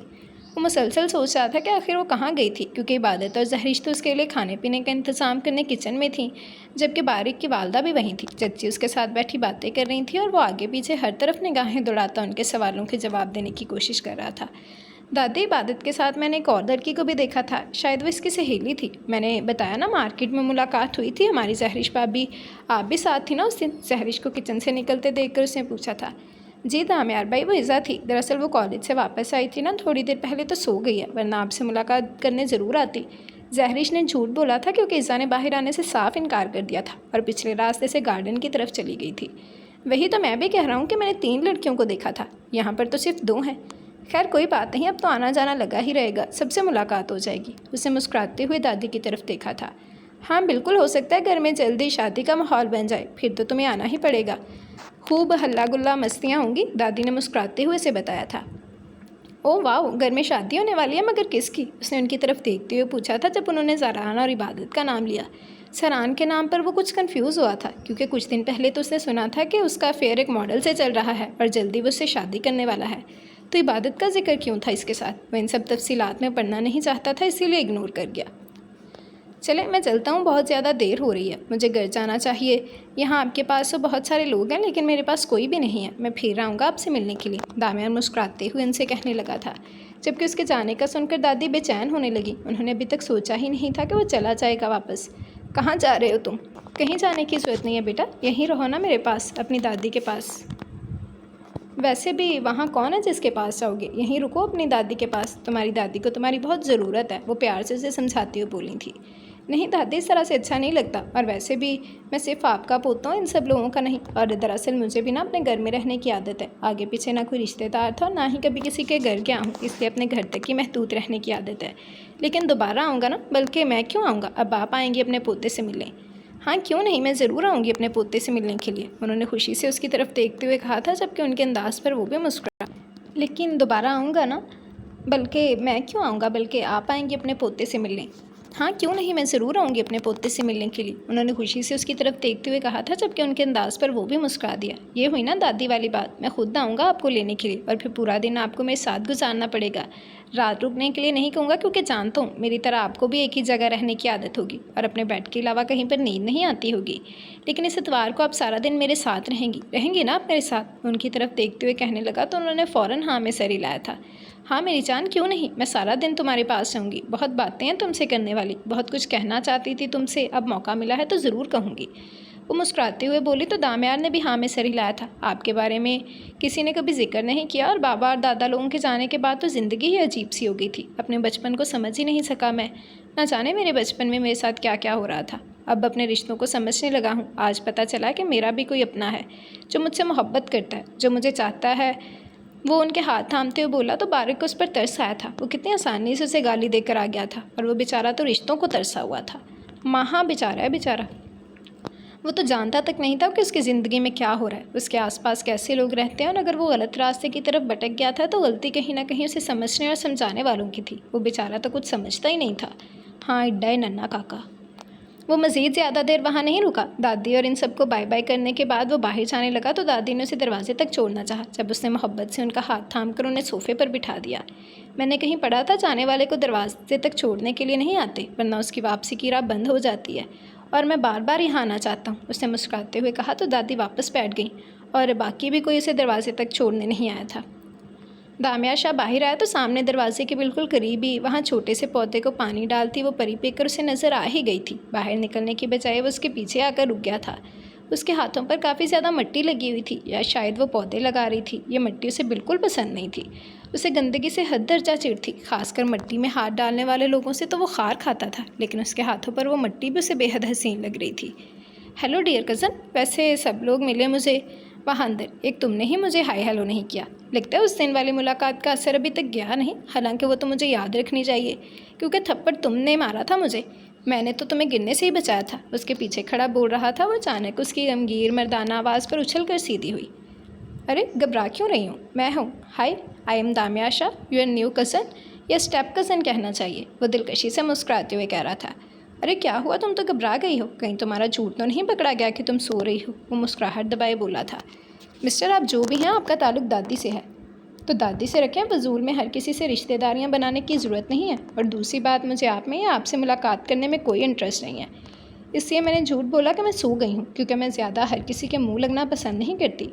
और इस दिन आपने मुझे बचाया था या नहीं ये तो मैं नहीं जानती, लेकिन आपने जिस तरीके से मुझे हिरास करने की कोशिश की थी उसके इनाम में थप्पड़ आपको मिल गया था, जिसका मुझे कम से कम कोई अफसोस नहीं है। मैं नहीं जानती कि मैं गलत फहमी का शिकार हूँ या फिर सच में मुझे जो लगता है वो सही है, लेकिन मुझे लगता है कि उस दिन जो मैंने किया वो बिल्कुल सही था, क्योंकि ख़ुद को इस तरह से छूने का हक़ मैं कम से कम किसी को नहीं देती।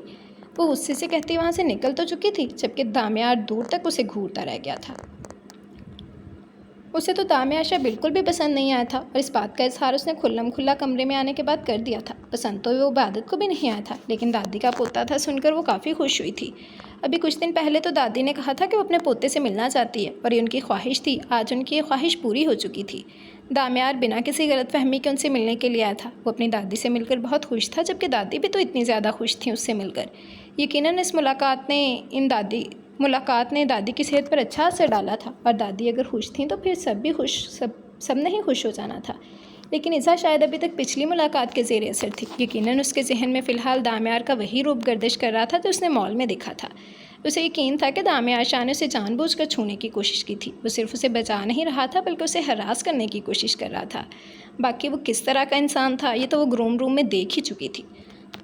वो तो 1% था। इज़ा बीबी अभी पता नहीं कितना कमीनापन करेगा। सर मैं दुआ हूँ और ये आयशा है। वो दोनों सुबह सुबह उसके ऑफ़िस में मौजूद थी। पूरे 9 बजे वो उसके ऑफ़िस में दाखिल होते हुए अपना तारुफ़ करवाने लगी थी, जबकि वो भी सुबह सुबह अपनी इन्हीं इंटर्नशिप वाली स्टूडेंट से मिलना चाहता था। आप लोग 3 नहीं थी, तीसरी कहाँ है? उसने एक नज़र उन्हें देखते हुए पूछा था। जी सर 3 ही हैं। वो दरअसल इबादत ट्रैफिक में फंस गई है। अभी तक मैसेज किया था उसे, वो कह रही थी मैं बस पहुँचने वाली हूँ। आयशा ने फ़ौरन उसके बारे में बताया था। ये कौन सा ट्रैफ़िक है जो सिर्फ मोहतरमा इबादत के रास्ते में आता है? मैं भी अभी आया हूँ, मुझे तो कोई ट्रैफ़िक नहीं मिली। कहाँ है ये इबादत साहिबा? उनसे कह दीजिए कि 9 बजे के बाद कम से कम मेरे ऑफ़िस में कदम ना रखें। असूलों के मामले में मैं किसी तरह की कोई रायत नहीं देता हूँ। जाइए, और जब वो मोहतरमा ट्रैफिक से फारिग होकर तशरीफ़ ले आएँ तब आइएगा आप दोनों भी। क्योंकि हम तो फारिग बैठे हुए हैं ना, जब आप लोगों की मर्ज़ी होगी तब काम करेंगे। वो गुस्से से इन लोगों को जाने का इशारा करते हुए बोला था, जबकि आयशा और दुआ सर झुकाए बाहर निकल गई थी। उसको बहुत ज़्यादा गुस्सा आ रहा था और ऐसा क्यों हो रहा था ये वो खुद भी नहीं जानता था। वो क्यों नहीं आई थी अब तक? ये क्या तरीका था? अगर उसने काम नहीं करना था तो फिर वहाँ इतनी बकवास करने की क्या ज़रूरत थी? खामोशी से वापस चली जाती।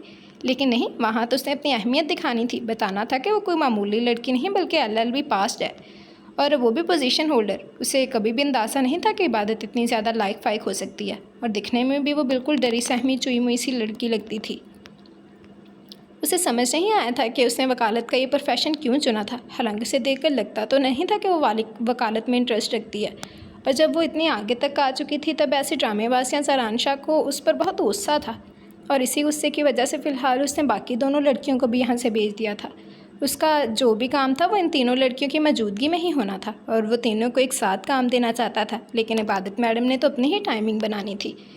क्या तुक बनती थी इतना लेट आने की? बल्कि अभी तक तो वो आई भी नहीं थी। उसने एक नज़र घड़ी पर डाली थी जहाँ 9:04 हो चुके थे, यानी वो 4 मिनट लेट थी। शहनशाह आसिम की शान में गुस्ताखी हो गई है 4 मिनट लेट होकर, और ज़रान शाह के लिए उसका एक एक मिनट अहम था। वो हरगिज़ अपना वक्त किसी भी की लापरवाही पर बर्बाद नहीं कर सकता था, और उसने सोच लिया था कि ये बात आज वो साफ अल्फाज में इबादत से कह देगा। अगर उसने यहाँ काम करना है तो वक्त पर आए। वक्त की पाबंदी ना करने वाले लोगों से उसे सख्त चिढ़ थी, और अपनी टीम में वो ऐसे लोगों को हरगिज़ बर्दाश्त नहीं करने वाला था। इबादत, तेरा दिमाग ख़राब तो नहीं हो गया? इतनी लेट आई है तू, 6 मिनट ऊपर हो चुके हैं। आयशा और दुआ उसे देखते हुए कहने लगी थी, जबकि इन दोनों के इस तरह से रिएक्ट करने पर वो उनके पास आ चुकी थी। मैसेज तो कर दिया था कि ट्रैफिक बहुत ज़्यादा है, मुझे आते हुए देर हो जाएगी, वो इन दोनों को देखते हुए बोली थी, जबकि वो दोनों से थोड़ी देर पहले वाला किस्सा सुनाने लगी, और साथ ही साथ उसे ज़रान शाह के गुस्से के बारे में भी बता रही थी। इबादत बहुत ही ज़्यादा परेशान हो गई थी। आयशा और दुआ की बातें सुनकर ज़रान शाह ने इतना ज़्यादा डांटा था और उनकी इंसल्ट भी की थी, वो भी पहले ही दिन। लेकिन इसके पीछे की वजह इबादत का लेट आना था। वो सच में ट्रैफिक में फंस गई थी। चचा ने कितनी मुश्किल से गाड़ी निकाली थी ट्रैफिक से, यह तो वही जानती थी। और उसे कौन सा बहुत ज़्यादा वक्त हो गया था, सिर्फ 9:06 ही तो हुए थे। 6 मिनट में वो लोग क्या ही उखाड़ लेते। वो परेशानी से उनकी तरफ देख रही थी, जो साफ अल्फाज में उससे कह चुके थे कि पहले वो सर के पास जाकर माफ़ी मांगेगी, उसके बाद वो लोग अंदर आएंगी। खुद में हिम्मत पैदा करते हुए उसने ज़रान शाह के कमरे की तरफ कदम बढ़ा दिए थे। जी, तो ये थी हमारी आज की एपिसोड। उम्मीद करती हूँ कि आप लोगों को पसंद आई होगी। अपनी राय का अपने कमेंट सेक्शन में इजहार ज़रूर कीजिएगा कि एपिसोड आप लोगों को कैसी लगी। आप लोगों की राय का, आप सबके कमेंट्स का मुझे बेसब्री से इंतज़ार रहेगा, और अच्छा रिस्पांस देना शुरू कर दें, जो कि अभी आप लोग बिल्कुल भी नहीं दे रहे।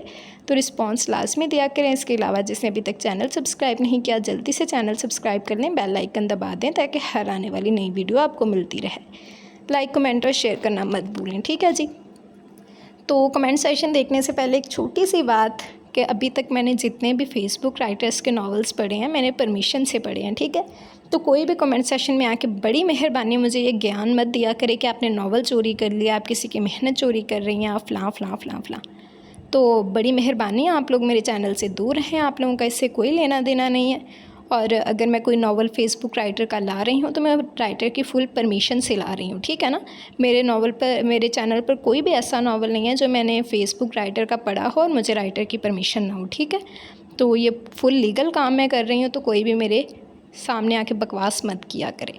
आप लोगों का इस चीज़ से कोई लेना देना नहीं है। मैं अपने लिसनर्स के लिए काम करती हूँ, जिन्हें मेरा काम पसंद आता है, वो मुझे सराहते हैं, मुझे सपोर्ट करते हैं, और मुझे उनकी सपोर्ट ही चाहिए। और जो बकवास करते हैं वो करते रहें। बराए मेहरबानी आप लोग चैनल छोड़ के जा सकते हैं, ठीक है। तो उम्मीद करती हूँ कि आप सबको आज की एपिसोड अच्छी लगी होगी। अपनी राय का इजहार ज़रूर कीजिएगा कि आज की एपिसोड आपको कैसी लगी। आप सबकी राय का, आप सबके कमेंट्स का मुझे बेसब्री से इंतज़ार रहेगा।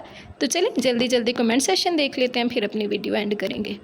जी, तो चलें कमेंट सेशन देखते हैं। सबसे पहले मोहम्मद तोफ़ैल कह रही हैं, अस्सलाम वालेकुम आपी जान जी, कैसी हैं आप? नॉवल बहुत अच्छा था, बहुत शुक्रिया आपका। वालेकुम अस्सलाम, मैं बिल्कुल ठीक हूँ मोहम्मद तोफ़ैल, आप कैसी हैं? Thank you very much.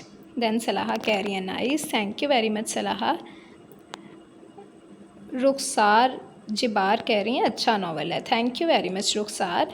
Then Riyasmesh कह रही हैं, इनके कमेंट बहुत मज़े का था कल का, थैंक यू वेरी मच रियासमेश, आपके दोनों कमेंट्स ही बहुत मज़े के थे। ईज़ा की तो सारी होने वाली भाभियाँ एक ही फंक्शन में आ गई हैं, बिल्कुल, और दामियार ने भी इसी शादी में फ़िदा होना, मुझे लग रहा है वो लड़की ईज़ा ही थी। फ़िदा नहीं होना, कमीनापन कर रहा है फ़िलहाल तो।